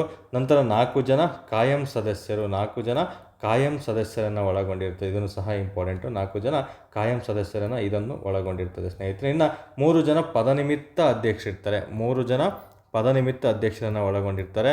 ನಂತರ ಒಬ್ಬ ಪ್ರಧಾನ ಕಾರ್ಯದರ್ಶಿ, ಚೀಫ್ ಸೆಕ್ರೆಟರಿ ಒಬ್ಬರಿರ್ತಾರೆ. ಇದಕ್ಕೆ ಇಷ್ಟು ಜನರನ್ನು ಈ ಸದಸ್ಯತ್ವವನ್ನು ಪಡೆದುಕೊಂಡಿರ್ತದೆ, ನೆನಪಲ್ಲಿರಬೇಕು. ಓಕೆ, ಇವನ್ನು ಸಹ ಕೇಳ್ಬಿಡ್ತಾನೆ ಸ್ಟೇಟ್ಮೆಂಟ್ ಮುಖಾಂತರದಲ್ಲಿ, ಹಾಗಾಗಿ ಇವು ಇಂಪಾರ್ಟೆಂಟ್ ಆಗಿರ್ತದೆ ಸ್ನೇಹಿತರೆ. ಇನ್ನು ನಮಗೆ ಈ NHRC ಅಂತ ಬಂದಾಗ, NHRC ಅಂತ ಬಂದಾಗ ಇವರ ಅಧ್ಯಕ್ಷರ ಅಧಿಕಾರಾವಧಿ ಎಷ್ಟು ವರ್ಷಗಳಿರ್ತಾವೆ ಅಂತ ಪ್ರಶ್ನೆ ಕೇಳ್ತಾನೆ. 3 ವರ್ಷ. 3 ವರ್ಷ ಅಥವಾ 70 ವರ್ಷ ಮೀರಬಾರದು ಅಂತ ಪ್ರಶ್ನೆ ಕೇಳಲಾಗ್ತದೆ. ಮುಂಚೆ ಸ್ನೇಹಿತರೆ 2019ಕ್ಕಿಂತ ಮುಂಚೆ ಇದರ ಒಂದು ಅಧಿಕಾರಾವಧಿ ಎಷ್ಟು ವರ್ಷ ಇತ್ತು ಅಂದರೆ ಇವ್ರದ್ದು 5 ವರ್ಷ 70 ವರ್ಷ ಮೀರಬಾರದು. 5 ವರ್ಷ ಟರ್ಮ್ ಇರುತ್ತೆ, ಅಥವಾ 70 ವರ್ಷ ಅವರು ದಾಟಬಾರ್ದು. ಈ ರೀತಿ ಒಂದು ಕಾನ್ಸೆಪ್ಟಲ್ಲಿ ಅವರು ಒಂದು ಅಧಿಕಾರಾವಧಿಯನ್ನು ಎಲ್ಲ ಒಂದು ಸಂವಿಧಾನದ ಬಾಡಿಗೆ ಅಥವಾ ಸಂವಿಧಾನೇತರ ಬಾಡಿಗಳಿಗೆ ಕೊಡ್ತಾ ಬರ್ತಿರೋದು. 50 ವರ್ಷ ಅಥವಾ 70 ವರ್ಷ ಮೀರಬಾರದು ಅಂತ ಕೊಡ್ತಾನೆ 2019ಕ್ಕಿಂತ ಮುಂಚೆ. ಬಟ್ 2019ರಲ್ಲಿ ನಮಗೆ ಒಂದು human rights, protection of human rights ಅಮೆಂಡ್ಮೆಂಟನ್ನು ಮಾಡ್ತಾರೆ. ಆ ಅಮೆಂಡ್ಮೆಂಟ್ ಮಾಡಿದ ತಕ್ಷಣ 2019ರಿಂದ ಅಮೆಂಡ್ಮೆಂಟ್ ಮಾಡಿದ ತಕ್ಷಣ ಅದು ವಯಸ್ಸು ಅವರೊಂದು ಅಧಿಕಾರಾವಧಿ 3 ವರ್ಷ ಅಥವಾ 70 ವರ್ಷ ಆಗಿರಬೇಕಂತ ತಿದ್ದುಪಡಿಯನ್ನು ಮಾಡಲಾಗಿರ್ತದೆ. ಇದನ್ನು ಸಹ ಸ್ಟೇಟ್ಮೆಂಟ್ ರೂಪದಲ್ಲಿ ಎಕ್ಸಾಮಲ್ಲಿ ಕೇಳಿದ್ರು ಸಹ ಕೇಳ್ಬೋದು, ಹಾಗಾಗಿ ತಿಳಿಸ್ಕೊಟ್ಟಿದ್ದೀನಿ ಸ್ನೇಹಿತರೆ. ಇನ್ನು NHRC ಅಂತ ಬಂದಾಗ ಇದರಲ್ಲಿ ಅಧ್ಯಕ್ಷತೆಯನ್ನು ವಹಿಸ್ಕೊಳ್ಳೋದಕ್ಕೆ ಯಾವ ಒಂದು ಅರ್ಹತೆಯನ್ನು ಅವಳು ಹೊರಗೊಂಡಿರಬೇಕು ಅನ್ನೋದ್ರ ಬಗ್ಗೆ ಪ್ರಶ್ನೆ ಕೇಳ್ತಾನೆ. ಅರ್ಹತೆ ಏನಾಗಿರಬೇಕು ಅಂತ ಏನಿಲ್ಲ, ಸಿಂಪಲ್. ಸುಪ್ರೀಂ ಕೋರ್ಟ್ನ ನಿವೃತ್ತ ರಿಟೈರ್ಡ್ ಆಗಿರುವಂತಹ ಚೀಫ್ ಜಡ್ಜ್ ಸುಪ್ರೀಂ ಕೋರ್ಟ್ನ ನಿವೃತ್ತ ಮುಖ್ಯ ನ್ಯಾಯಾಧೀಶರು ಅಥವಾ ಸುಪ್ರೀಂ ಕೋರ್ಟ್ನ ನಿವೃತ್ತ ನ್ಯಾಯಾಧೀಶರು. ಯಾರು ಬೇಕಾದ್ರೂ ಚೀಫ್ ನ್ಯಾಯಾಧೀಶರಾದರೂ ಆಗಿರ್ಬೋದು, ಅಥವಾ ಕೇವಲ ನ್ಯಾಯಾಧೀಶರು ಸಹ ಇದರಲ್ಲಿ ಒಂದು ಅಧ್ಯಕ್ಷತೆಯನ್ನು ವಹಿಸ್ಕೊಳ್ಬೋದು ಅಂತ ಮಾಹಿತಿಯನ್ನು ನೀಡಲಾಗಿದೆ ಸ್ನೇಹಿತರೆ. ಇದನ್ನು ಸಹ ಅರ್ಹತೆಗೆ ಸಂಬಂಧಪಟ್ಟಂತೆ ತುಂಬ ಇಂಪಾರ್ಟೆಂಟ್ ಆಗಿರುತ್ತೆ. ಇನ್ನು ನ್ಯಾಷನಲ್ ಹ್ಯೂಮನ್ ರೈಟ್ಸ್ನ ಮೊದಲ ಅಧ್ಯಕ್ಷರು ಯಾರಾಗಿದ್ದರು ಅಂತ ಪ್ರಶ್ನೆ ಏನಾಗಿಲ್ಲ, ಬಟ್ ಒಮ್ಮೆ ಓದ್ಕೊಂಡಿರಬೇಕು. ರಂಗನಾಥ್ ಮಿಶ್ರಾ ಅವರು ಇದರ ನ್ಯಾಯಾಧೀಶರಾಗಿರ್ತಾರೆ. ಹಾಗಾದರೆ ನಿಮಗೊಂದು ಟಾಸ್ಕ್, ಪ್ರಸ್ತುತ NHRC ಅಂತ ಬಂದಾಗ ನಿಮಗೆ ಆಪ್ಷನನ್ನು ನೀಡಿದ್ದೀನಿ, ಅದನ್ನು ಸಹ ಓದಿರ್ತೀರ ಅಂತ ತಿಳ್ಕೊಂಡು ಆ ಆಪ್ಷನನ್ನು ನೀಡಿದ್ದೀನಿ. ನೋಡ್ತಾ ಇರೋಣ ಸರಿ ಇದೆಯೋ ಅಥವಾ ತಪ್ಪಿದೆಯೋ ಅಂತ. ನಂತರ NHRC ಅಧ್ಯಕ್ಷರಿಗೆ ಪ್ರಮಾಣ ವಚನವನ್ನು, ಇವರಿಗೆ ಪ್ರೆಸಿಡೆಂಟ್ಗಳಿಗೆ ಪ್ರಮಾಣ ವಚನವನ್ನು ನೀಡೋದು ಯಾರು ಅಂತ ಕೇಳಿದರೆ ಪ್ರೆಸಿಡೆಂಟ್ ಅಂತಲೇ ನೆನ್ಪಿಟ್ಕೋಬೇಕು. ನ್ಯಾಷನಲ್ ಹ್ಯೂಮನ್ ರೈಟ್ಸ್ ಚೇರ್ಮನ್ ಅಧ್ಯಕ್ಷರಿಗೆ ಒಂದು ಪ್ರಮಾಣ ವಚನವನ್ನು ಬೋಧಿಸೋರು ಯಾರು ಅಂತ ಕೇಳಿದರೆ ನಮ್ಮ ಭಾರತದ ರಾಷ್ಟ್ರಪತಿಗಳಾಗಿರ್ತಾರೆ. ಇದನ್ನು ಸಹ ಪ್ರಶ್ನೆ ಆಗಿದೆ, ನೆನಪಲ್ಲಿರಬೇಕು. ಈಗ ಆಪ್ಷನ್ ನೋಡ್ತಾ ಬರೋಣ. ಆಪ್ಷನ್ ಈ ರೀತಿ ಇದೆ. ರಾಷ್ಟ್ರೀಯ ಮಾನವ ಹಕ್ಕುಗಳಿಗೆ ಸಂಬಂಧಪಟ್ಟಂತೆ ಇತ್ತೀಚೆಗೆ ಮಾನವ ಹಕ್ಕುಗಳ ಆಯೋಗದ ಮುಖ್ಯಸ್ಥರಾಗಿ ವಿ ರಾಮಸುಬ್ರಹ್ಮಣ್ಯ ಅವರನ್ನ ಆಯ್ಕೆ ಮಾಡಲಾಗಿದೆ. ಈ ಉತ್ತರ ಸರಿಯಾಗಿದೆ. ಕರೆಂಟ್ ಅಫೇರ್ಸ್ ಇರೋದು. ಈ ಕರೆಂಟ್ ಅಫೇರ್ಸ್ ತಕ್ಕಂತೆ ನಾನು ನಿಮಗೆ ಸ್ಟೇಟ್ಮೆಂಟ್ ವೈಸ್ ಪ್ರಶ್ನೆಗಳನ್ನು ತೆಗೆದಿದ್ದೀನಿ ಸ್ನೇಹಿತರೆ, ಇದು ಸರಿಯಾಗಿರುತ್ತೆ. ಇನ್ನು ರಾಷ್ಟ್ರೀಯ ಮಾನವ ಹಕ್ಕುಗಳ ಆಯೋಗದ ಅಧ್ಯಕ್ಷರ ಅವಧಿ 3 ವರ್ಷಗಳು. 3 ವರ್ಷಗಳು ಅಥವಾ 70 ಅಂತ ಕೊಟ್ಟಿದ್ರೆ ಅದನ್ನು ಸಹ ಸರಿ ಉತ್ತರ ಆಗಿರುತ್ತೆ. ನಂತರ ರಾಷ್ಟ್ರೀಯ ಮಾನವ ಹಕ್ಕುಗಳ ಆಯೋಗವು 2007 ಅಕ್ಟೋಬರ್ 12ರಂದು ಸ್ಥಾಪಿಸಲಾಯಿತು ಅಂತ ಕೊಟ್ಟಿದ್ದಾರೆ. ಇದು ರಾಂಗ್ ಆಗಿರುತ್ತೆ. ಎಷ್ಟರಲ್ಲಿ? 1993ರಲ್ಲಿ ಇದು ಸ್ಥಾಪನೆ ಆಗಿರ್ತದೆ ಸ್ನೇಹಿತರೆ. 2007ರಲ್ಲಿ ನಮ್ಮ ಕರ್ನಾಟಕ ರಾಜ್ಯ ಮಾನವ ಹಕ್ಕುಗಳ ಆಯೋಗವನ್ನು ಸ್ಥಾಪನೆಯಾದಂತಹ ವರ್ಷ ಕೇಳ್ತಾನೆ. ಕರ್ನಾಟಕ ರಾಜ್ಯ ಮಾನವ ಹಕ್ಕುಗಳ ಆಯೋಗ ಸ್ಥಾಪನೆಯಾದಂಥ ವರ್ಷ 2007 ಆಗಿರುತ್ತೆ. ಇದರ ಕೇಂದ್ರ ಕಚೇರಿ ಎಲ್ಲಿದೆ ಅಂತ ಕೇಳ್ತಾನೆ. ಬೆಂಗಳೂರಿನಲ್ಲಿದೆ. ಇದಕ್ಕೆ ಪ್ರಮಾಣ ವಚನ ಬೋಧಿಸೋದು ಯಾರು ಅಂತ ಕೇಳಿದರೆ ನಮ್ಮ ಕರ್ನಾಟಕದ ರಾಜ್ಯಪಾಲರಾಗಿರ್ತಾರೆ. ಇದನ್ನು ಸಹ ಪ್ರಶ್ನೆ ತುಂಬ ಬರಿಯಾಗಿದೆ ಸ್ನೇಹಿತರೆ. ಇನ್ನು ಇವರ ಅಧಿಕಾರಾವಧಿ 3 ಅಥವಾ 70 ವರ್ಷ ಇರುತ್ತೆ. ಇದನ್ನು ಸಹ ಇಂಪಾರ್ಟೆಂಟ್ ಆಗಿರುತ್ತೆ. ಇನ್ನು ಮೊದಲ ಅಧ್ಯಕ್ಷರಾಗಿ ನಿಮಗೆ ಕರ್ನಾಟಕದ ರಾಜ್ಯ ಮಾನವ ಹಕ್ಕುಗಳ ಮೊದಲ ಅಧ್ಯಕ್ಷರಾಗಿ ಕೆಲಸ ನಿರ್ವಹಿಸಿದ್ದು ಡಾಕ್ಟರ್ ಸುಬ್ಬರಾವ್ ಅಂತ ಕರಿತೀವಿ. ಅವರು ಇದರ ಒಂದು ಅಧ್ಯಕ್ಷತೆಯನ್ನು ವಹಿಸ್ಕೊಂಡಿರ್ತಾರೆ ಸ್ನೇಹಿತರೆ. ಇದನ್ನು ಸಹ ಇಂಪಾರ್ಟೆಂಟ್ ಆಗಿರುತ್ತೆ. ಆದರೆ ಕರ್ನಾಟಕ ರಾಜ್ಯ ಮಾನವ ಹಕ್ಕುಗಳ ಆಯೋಗವನ್ನು ಯಾವ ಕಾಯ್ದೆಯ ಮೂಲಕ ಸ್ಥಾಪಿಸಲಾಯಿತು ಅಂತ ಕೇಳಿದರೆ ಅದಕ್ಕೂ ಸಹ ಇದೇ ಉತ್ತರ ಆಗಿರುತ್ತೆ. 1993ರ ಮಾನವ ಹಕ್ಕುಗಳ ಸಂರಕ್ಷಣೆ ಕಾಯ್ದೆಯಲ್ಲಿ ಮೂಲಕ ಸ್ಥಾಪನೆ ಮಾಡಲಾಗ್ತದೆ. ಅದರಲ್ಲಿ ಸ್ಪೆಷಲಾಗಿ ಕೇಳಿದರೆ ಒಂದು 21ನೇ ಕಾಲಮ್ ಅಂತ ಬರುತ್ತೆ. ಈ ಕಾಯ್ದೆಯಲ್ಲಿ 21ನೇ ಕಾಲಮ್ ಅಂತ ಬರುತ್ತೆ, ರಾಜ್ಯಗಳಲ್ಲಿ ಮಾನವ ಹಕ್ಕುಗಳ ಸ್ಥಾಪನೆಗೆ ಸಂಬಂಧಪಟ್ಟಿದ್ದು. ಹಾಗಾಗಿ ಈ ಕಾಯ್ದೆಯ ಮೂಲಕ 2007ರಲ್ಲಿ ಕರ್ನಾಟಕ ರಾಜ್ಯ ಮಾನವ ಹಕ್ಕುಗಳ ಆಯೋಗವನ್ನು ಸ್ಥಾಪನೆ ಮಾಡಲಾಗಿರ್ತದೆ ಸ್ನೇಹಿತರೆ. ಇದನ್ನು ಸಹ ಇಂಪಾರ್ಟೆಂಟ್ ಆಗಿರುತ್ತೆ. ಇನ್ನು ಮುಂದಿನ ಪ್ರಶ್ನೆ, ಹಾಗಾದರೆ ಇಲ್ಲಿ ಸರಿ ಉತ್ತರ ಯಾವುದಾಗಿರುತ್ತೆ? ಎ ಮತ್ತು ಬಿ ಮಾತ್ರ ಆಗಿರುತ್ತೆ. ಇದು ರಾಂಗ್ ಆಗಿರ್ತದೆ ಸ್ನೇಹಿತರೆ. ಮುಂದಿನ ಪ್ರಶ್ನೆ, ಓಕೆ, ಆರ್ಟಿಫಿಷಿಯಲ್ ಇಂಟೆಲಿಜೆನ್ಸ್, ಇದೊಂದು ಸೈನ್ಸ್ ಆ್ಯಂಡ್ ಟೆಕ್ಕಿಗೆ ಸಂಬಂಧಪಟ್ಟಂತಹ ಒಂದು ಪ್ರಶ್ನೆ ಆಗಿರುತ್ತೆ. ಆರ್ಟಿಫಿಷಿಯಲ್ ಇಂಟೆಲಿಜೆನ್ಸ್ಗೆ ಸಂಬಂಧಿಸಿದಂತೆ ಈ ಕೆಳಗಿನ ಯಾವ ಹೇಳಿಕೆ ಸರಿಯಾಗಿದೆ ಅಂತ ಕೊಟ್ಟಿದ್ದಾರೆ. ಸೊ ನೆನಪಲ್ಲಿ ಮಾಡ್ಕೋಬೇಕಾಗುತ್ತೆ.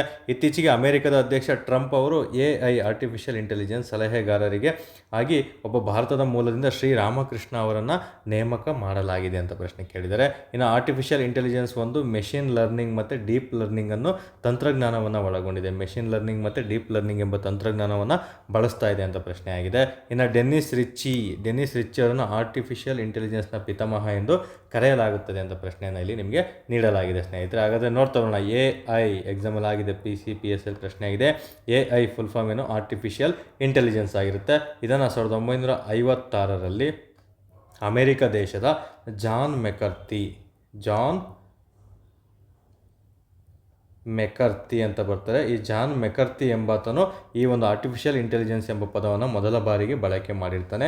ನೆನಪಲ್ಲಿರಬೇಕಾಗುತ್ತೆ ಸ್ನೇಹಿತರೆ.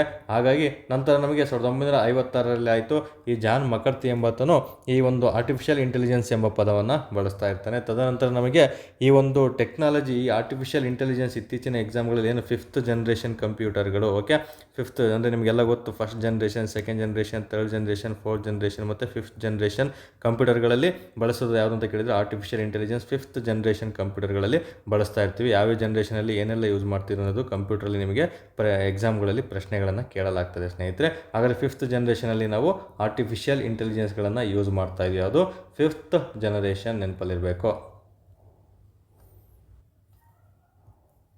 ಓಕೆ, ಈ 5th ಜನರೇಷನಲ್ಲಿ 2 ಯೂಸ್ ಮಾಡ್ತೇವೆ. ಒಂದು ಆರ್ಟಿಫಿಷಿಯಲ್ ಇಂಟೆಲಿಜೆನ್ಸ್ಗಳನ್ನು ಯೂಸ್ ಮಾಡ್ತಾ ಇದ್ದೀವಿ. ಇನ್ನೊಂದು ULSI, ಫುಲ್ ಫಾರ್ಮ್ ಕೇಳ್ತಾನೆ. ULSI ಅಂದರೆ ಏನು ಅಂತ, ಅಲ್ಟ್ರಾ ಲಾರ್ಜ್ ಸ್ಕೇಲ್ ಇಂಟಿಗ್ರೇಷನ್ ಅಂತ ಬರುತ್ತೆ. Ultra large scale integration, okay, ಇವೆರಡನ್ನೂ ಸಹ ನಮಗೆ 5ನೇ ಜನರೇಷನ್ ಕಂಪ್ಯೂಟರ್ಗಳಲ್ಲಿ ಯೂಸ್ ಮಾಡಲಾಗ್ತಿದೆ ಸ್ನೇಹಿತರೆ. ಯಾಕಂದರೆ AIಗೆ ಸಂಬಂಧಪಟ್ಟಿರೋದ್ರಿಂದ 5th ಜನರೇಷನ್ ಬಗ್ಗೆ ಇವೆರಡು ಮಾಹಿತಿನ ನಿಮಗೆ ನೀಡಿದ್ವಿ. ಇನ್ನು 4 ಜನರೇಷನಲ್ಲಿ ಯಾವುದು ಯೂಸ್ ಮಾಡ್ತಿದ್ರು ಅನ್ನೋದು ಎಕ್ಸಾಮ್ ದೃಷ್ಟಿಯಲ್ಲಿ ಕೇಳ್ತಾರೆ. ಯಾವ ಒಂದು ಜನರೇಷನಲ್ಲಿ ಏನನ್ನು ಯೂಸ್ ಮಾಡಿಕೊಂಡು ಅವನ್ನ ಸಿದ್ಧಪಡಿಸಿದ್ರು ಅಂತಲೂ ಸಹ ಪ್ರಶ್ನೆಯನ್ನು ನಿಮಗೆ ಕೇಳಲಾಗ್ತದೆ. ಹಾಗಾದರೆ ನಂತರ AI ಅಂತ ಬಂದಾಗ ನಮಗೆ ಇದೊಂದು ಏನು AI ತಂತ್ರಜ್ಞಾನ ಯಾವುದಕ್ಕೆ ಸಂಬಂಧಪಟ್ಟಿದೆ ಅಂತ ಸಹ ಪ್ರಶ್ನೆಯನ್ನು ಕೇಳ್ಬೋದು. ಇದೊಂದು ಟೆಕ್ನಾಲಜಿ ಅಂತ ಬಂದಾಗ ಡೀಪ್ ಲರ್ನಿಂಗ್ ಅಂದರೆ ಆಳವಾಗಿ ಕಲಿಯುವಂತಹ ಒಂದು ಪದ್ಧತಿಯನ್ನು ಒಳಗೊಂಡಿದೆ.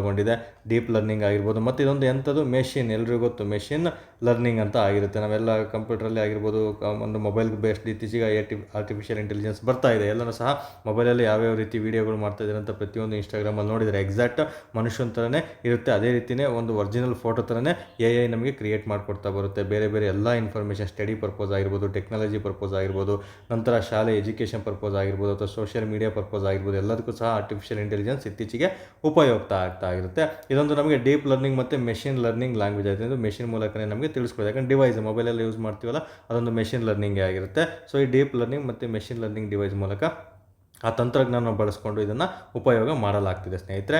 ನಂತರ ನಮಗೆ ಈ ಒಂದು ಯಾವುದೇ ಒಂದು ಕಂಪ್ಯೂಟರ್ ಅಂತ ತೊಗೊಂಡಾಗ ಅದರದೇ ಆದಂಥ ಕೆಲವೊಂದು ಭಾಷೆಗಳಲ್ಲಿ ಬರೆಯಲಾಗಿರ್ತದೆ. ಎಲ್ರಿಗೂ ಗೊತ್ತು, ಈ ಕಂಪ್ಯೂಟರ್ ಅಂತ ಹೋದಾಗ C ಆಗಿರ್ಬೋದು, C++ ಆಗಿರ್ಬೋದು, ಮತ್ತು ಜಾವಾ ಆಗಿರ್ಬೋದು, ತದನಂತರ ಪೈಥಾನ್, ಇವೆಲ್ಲ ಕೇಳ್ತಾನೆ ಎಕ್ಸಾಮಲ್ಲಿ ಏನು ಅಂತ. ಇವೆಲ್ಲ ಕಂಪ್ಯೂಟರ್ ಲ್ಯಾಂಗ್ವೇಜಸ್. ಓಕೆ, ಪೈಥಾನ್ ಆಗಿರ್ಬೋದು. ನಂತರ ಪ್ರೋಲಾಗ್, ಇನ್ನೊಂದು ಹೊಸ ಕಂಪ್ಯೂಟ್ರು ಒಂದು ಲ್ಯಾಂಗ್ವೇಜ್ ಆಗಿರುತ್ತೆ, ಪ್ರೋಲಾಗ್ ಆಗಿರ್ಬೋದು. ತದನಂತರ LISP ಅಂತ ಬರುತ್ತೆ. ಇದ್ರ ಫುಲ್ ಫಾರ್ಮ್ ಸಹ ಕೇಳ್ತಾನೆ, ಯಾಕಂದರೆ AIಯಲ್ಲಿ ಯೂಸ್ ಮಾಡ್ತಿದ್ರಲ್ಲ, ಇದನ್ನು ಫುಲ್ ಫಾರ್ಮ್ ಸಹ ಕೇಳ್ತಾನೆ. ಒಂದು ಲೀಸ್ಟ್ ಪ್ರೊಸೆಸಿಂಗ್ ಅಂತ ಕರಿತೀವಿ. ಇಂಥ ಎಕ್ಸಾಮ್ಗಳಲ್ಲಿ ಒಂದು ನಮಗೆ KS ಫಿಲಿಮ್ಸ್ ಆಗಿರ್ಬೋದು, ಇತ್ತೀಚೆಗೆ PSI ಹೊಸ ಟ್ರೆಂಡಿಗೆ ತಕ್ಕಂತೆ ಈ ಪ್ರಶ್ನೆಗಳನ್ನು ಕೇಳ್ತೇವೆ. ಎಲ್ಲ ಕಂಪ್ಯೂಟರ್ ಭಾಷೆಗಳು, ಲ್ಯಾಂಗ್ವೇಜಸ್ ಆಗಿರ್ತವೆ. ನೆನಪಲ್ಲಿರಬೇಕು ಸ್ನೇಹಿತರೆ. ಹಾಗಾದರೆ ನಮಗೆ ಈ ಒಂದು ಆರ್ಟಿಫಿಷಿಯಲ್ ಇಂಟೆಲಿಜೆನ್ಸ್ಗಳಲ್ಲಿ ಯಾವೆಲ್ಲ ಲ್ಯಾಂಗ್ವೇಜಸನ್ನು ನಾವು ಬಳಸ್ತಾ ಇದ್ದೀವಿ ಅಂತಲೂ ಸಹ ನಿಮಗೆ ಎಕ್ಸಾಮಲ್ಲಿ ಪ್ರಶ್ನೆ ಕೇಳ್ತಾನೆ. ಸೊ ಇಲ್ಲಿ ಏನು ನಾನು ನಿಮಗೆ ಲಿಸ್ಟ್ ಔಟ್ ಮಾಡಿದ್ದೀನಲ್ಲ, ಇಷ್ಟು ಒಂದು ಲ್ಯಾಂಗ್ವೇಜಸ್ಗಳನ್ನು ಸಹ ನಾವು ಅತಿ ಹೆಚ್ಚಾಗಿ ಒಂದು ಈ ಒಂದು ಆರ್ಟಿಫಿಷಿಯಲ್ ಇಂಟೆಲಿಜೆನ್ಸ್ಗಳಲ್ಲಿ ಬಳಸ್ತಾ ಬರ್ತೀವಿ. ಎಲ್ಲನೂ ಕಂಪ್ಯೂಟರ್ ಲ್ಯಾಂಗ್ವೇಜ್ ಆಗಿದೆ, ಅದರಲ್ಲಿ ಮೇನ್ ಜಾಸ್ತಿ ಪ್ರೋಲಾಗನ್ನೇ ಬಳಸ್ತಾ ಬರ್ತೀವಿ. ಸೊ ಆರ್ಟಿಫಿಷಿಯಲ್ ಇಂಟೆಲಿಜೆನ್ಸಲ್ಲಿ ಬಳಸುವಂಥ ಲ್ಯಾಂಗ್ವೇಜ್ ಅಂತ ಕೇಳಿದರೆ ಪ್ರೋಲಾಗ್ ಆಗಿರುತ್ತೆ. ನಂತರ ಲೀಸ್ಟ್ ಪ್ರೊಸೆಸಿಂಗ್ ಆಗಿರ್ಬೋದು, ಜಾವಾ, C++, ಎಲ್ಲನೂ ಅಷ್ಟೇ ಒಂದೊಂದು ರೀತಿಯಲ್ಲಿ ಅದಕ್ಕೆ ಆರ್ಟಿಫಿಷಿಯಲ್ ಇಂಟೆಲಿಜೆನ್ಸ್ಗೆ ಸಪೋರ್ಟ್ ಆಗಿ ಬರ್ತಾ ಇದೆ. ನೆನಪಲ್ಲಿರಬೇಕು. ಎಕ್ಸಾಂಪಲ್ ಕೇಳ್ತಾನೆ, ಈ ಕೆಳಗಿನವುಗಳಲ್ಲಿ ಯಾವುದು ಆರ್ಟಿಫಿಷಿಯಲ್ ಇಂಟೆಲಿಜೆನ್ಸ್ಗೆ ಸಂಬಂಧಿಸಿದಂತಹ ಭಾಷೆಗಳಾಗಿದೆ ಅಂತ ಕೇಳಿದಾಗ ಇವೆಲ್ಲನೂ ಸಹ ನೀವು ನೆನಪಲ್ಲಿಟ್ಕೊಂಡಿರಬೇಕಾಗುತ್ತೆ ಸ್ನೇಹಿತರೆ. ನಂತರ ನಮಗೆ ಈ ಜಾನ್ ಮೆಕರ್ಥಿ US 1956ರಲ್ಲಿ ನಮಗೊಂದು ಪರಿಚಯ ಮಾಡಿಕೊಟ್ಟಿರ್ತಾನೆ ಆರ್ಟಿಫಿಷಿಯಲ್ ಇಂಟೆಲಿಜೆನ್ಸ್ ಅಂತ. ಹಾಗಾಗಿ ಈತನ ನಾವು ಒಂದು ಆರ್ಟಿಫಿಷಿಯಲ್ ಇಂಟೆಲಿಜೆನ್ಸ್ನ ಪಿತಾಮಹ ಅಂತ ಕರಿತೀವಿ. ಅದನ್ನು ಸಹ ಇಂಪಾರ್ಟೆಂಟ್ ಆಗಿರುತ್ತೆ. ಓಕೆ, ಇನ್ನು ಇಲ್ಲಿ C++, ಜಾವಾ, ಪೈಥಾನ್, ಪ್ರೋಲಾಗ್ ಅಂತೆಲ್ಲ ಹೇಳಿದೆ. ಮತ್ತು ನಿಮಗೆ ಇವೆಲ್ಲನೂ ಸಹ ಎಕ್ಸಾಮ್ ದೃಷ್ಟಿಯಿಂದ ಇವುಗಳ ಫೌಂಡರ್, ಇದನ್ನು ಕಂಡಿಡಿದವನು ಯಾರು ಅಂತ ಪ್ರಶ್ನೆಯನ್ನು ಕೇಳಲಾಗ್ತದೆ. ಅದನ್ನು ನೀವೇ ಸಹ ನೋಟ್ಸ್ ಮಾಡಿ ಹಿಡ್ಕೋಬೇಕಾಗುತ್ತೆ. ಇವೆಲ್ಲನೂ ಸಹ ರಿಪೀಟ್ ಆಗಿರುವಂತಹ ಪ್ರಶ್ನೆಗಳಾಗಿರ್ತವೆ ಸ್ನೇಹಿತರೆ. ಹಾಗಾದರೆ ನಾವು ಇಂದು ಆಪ್ಷನ್ಗಳನ್ನು ನೋಡ್ತಾ ಬರೋಣ. ಓಕೆ, ಮೊದಲನೇ ಆಪ್ಷನ್ ಏನಿದೆ, ಇತ್ತೀಚೆಗೆ ಅಮೆರಿಕದ ಅಧ್ಯಕ್ಷ ಟ್ರಂಪ್ ಅವರು ಆರ್ಟಿಫಿಷಿಯಲ್ ಇಂಟೆಲಿಜೆನ್ಸ್ಗೆ ಸಲಹೆಗಾರರಾಗಿ ಭಾರತದ ಮೂಲದಿಂದ ಶ್ರೀರಾಮಕೃಷ್ಣ ಅವರನ್ನು ನೇಮಕ ಮಾಡಲಾಗಿದೆ ಅಂತ ಕೊಟ್ಟಿದ್ದಾರೆ. ಈ ಉತ್ತರ ಇತ್ತೀಚೆಗೆ ಸುದ್ದಿಯಲ್ಲಿದೆ ಆರ್ಟಿಫಿಷಿಯಲ್ ಇಂಟೆಲಿಜೆನ್ಸ್, ಹಾಗಾಗಿ ಈ ಪ್ರಶ್ನೆಯನ್ನು ತೊಗೊಂಡಿದ್ದೀನಿ. ಈ ಉತ್ತರ ಸರಿಯಾಗಿದೆ. ರಾಮಕೃಷ್ಣ ಅವರನ್ನು ಸಲಹೆಗಾರರಾಗಿ ನೇಮಕ ಮಾಡ್ಕೊಂಡಿದ್ದಾರೆ. ಯಾಕೆ ಇವರು ಇಂಪಾರ್ಟೆಂಟ್ ಅಂದರೆ ಇವರು ಭಾರತದ ಮೂಲದವರಾಗಿರ್ತಾರೆ. ಇಂಥ ಪ್ರಶ್ನೆಗಳು ಸಹ ಎಕ್ಸಾಮಲ್ಲಿ ಕೇಳಲಾಗ್ತದೆ, ತುಂಬಾ ಇಂಪಾರ್ಟೆಂಟು. ಇನ್ನು ಆರ್ಟಿಫಿಷಿಯಲ್ ಇಂಟೆಲಿಜೆನ್ಸ್ ಇದೊಂದು ಮೆಷಿನ್ ಲರ್ನಿಂಗ್ ಮತ್ತು ಡೀಪ್ ಲರ್ನಿಂಗ್ ತಂತ್ರಜ್ಞಾನವನ್ನು ಬಳಸುತ್ತೆ ಅಂತ ಹೇಳಿದೆ. 100% ರೈಟ್ ಆಗಿರುತ್ತೆ. ಇನ್ನು ಡೆನ್ನಿಸ್ ರಿಚ್ ಅವರನ್ನು ಆರ್ಟಿಫಿಷಿಯಲ್ ಇಂಟೆಲಿಜೆನ್ಸ್ನ ಪಿತಾಮಹ ಅಂತ ಕರಿತೀವಿ ಅಂದರೆ ನೋ, ತಪ್ಪು. ಜಾನ್ ಮೆಕರ್ಥಿ ಅವ್ರನ್ನ ಆರ್ಟಿಫಿಷಿಯಲ್ ಇಂಟೆಲಿಜೆನ್ಸ್ನ ಪಿತಾಮಹ ಅಂತ ಕರಿತೀವಿ ಸ್ನೇಹಿತರೆ. ರಾಂಗ್ ಆಗಿರುತ್ತೆ. A ಮತ್ತು B ಮಾತ್ರ ಇಲ್ಲಿ ಸರಿ ಉತ್ತರ ಆಗಿರುತ್ತೆ. ಓಕೆ, ಇಷ್ಟು ಅಂಶಗಳನ್ನು ಸಹ ನಾವು ಆರ್ಟಿಫಿಷಿಯಲ್ ಇಂಟೆಲಿಜೆನ್ಸ್ ಅಂತ ಬಂದಾಗ ಇಷ್ಟು ಮಾಹಿತಿಯನ್ನು ನೀವು ತಿಳ್ಕೊಂಡಿರಬೇಕಾಗುತ್ತೆ ಸ್ನೇಹಿತರೆ. ಇದು ಸಹ ಇಂಪಾರ್ಟೆಂಟ್ ಆಗಿರುತ್ತೆ. ನಂತರ ನಾವು ಇದನ್ನ ಯಾವ ಒಂದು ಭವನಕ್ಕೆ ಆಯ್ಕೆ ಮಾಡಲಾಗಿದೆ ಅಂತ ಪ್ರಶ್ನೆ ಕೇಳ್ತಾನೆ. ಅದು ಕೇಳೋದಿಲ್ಲ, ಶ್ವೇತ ಭವನ ಅಂತ ನೆನಪಿಟ್ಕೋಬೇಕು. ವೈಟ್ ಹೌಸ್ ಅಂತ ಏನು ಕರಿತೀವಿ. ವೈಟ್ ಹೌಸ್ ಯಾವ ದೇಶಕ್ಕೆ ಸಂಬಂಧಪಟ್ಟಿದೆ ಅಂತ ಕೇಳ್ತಾನೆ. ಅಮೆರಿಕ ದೇಶಕ್ಕೆ ಸಂಬಂಧಪಟ್ಟಿದ್ದು. ಶ್ವೇತ ಭವನ ಎಲ್ಲಿದೆ ಅಂತ ಕೇಳಿದರೆ ಅಮೆರಿಕ ದೇಶದಲ್ಲಿದೆ, ನೆನಪಲ್ಲಿರಬೇಕು. ಓಕೆ, ಇದು ವೈಟ್ ಹೌಸ್ ಅನ್ನೋದು ಸಿಂಬಲ್ ಆಫ್ ಅಮೆರಿಕನ್ ಪ್ರೆಸಿಡೆನ್ಸಿ ಆಗಿರುತ್ತೆ. ವೈಟ್ ಹೌಸ್ ಎಲ್ಲಿದೆ ಅಂತ ಪ್ರಶ್ನೆ ಕೇಳ್ತಾನೆ. ಎಕ್ಸಾಕ್ಟಾಗಿ ಎಲ್ಲಿದೆ ಅಂತ ಕೇಳಿದರೆ ವಾಷಿಂಗ್ಟನ್ DC ಯಲ್ಲಿ ಎಕ್ಸಾಕ್ಟ್ ವೈಟ್ ಹೌಸ್ ಇರುತ್ತೆ ಸ್ನೇಹಿತರೆ. ಎಕ್ಸಾಮಲ್ಲಿ PC ಆಗಿದೆ ಶ್ವೇತ ಭವನ ಎಲ್ಲಿದೆ ಅಂತ, ಅಮೆರಿಕ ಅಥವಾ ವಾಷಿಂಗ್ಟನ್ DC ಅಂತ ನೀವು ನೆನಪಲ್ಲಿಟ್ಕೊಂಡಿರಬೇಕಾಗುತ್ತೆ. ಇದನ್ನು ಸಹ ಇಂಪಾರ್ಟೆಂಟ್ ಆಗಿರ್ತದೆ ಸ್ನೇಹಿತರೆ. ಓಕೆ, ಇಷ್ಟು ಸಹ ಇವತ್ತಿನ ಕ್ಲಾಸಸ್ ಆಗಿರುತ್ತೆ ಸ್ನೇಹಿತರೆ. ಇಷ್ಟು ಹೇಳ್ತಾ ಈ ಒಂದು ಕ್ಲಾಸಸ್ನ ಮುಗಿಸ್ತಾ ಇದ್ದೀನಿ. Thank you.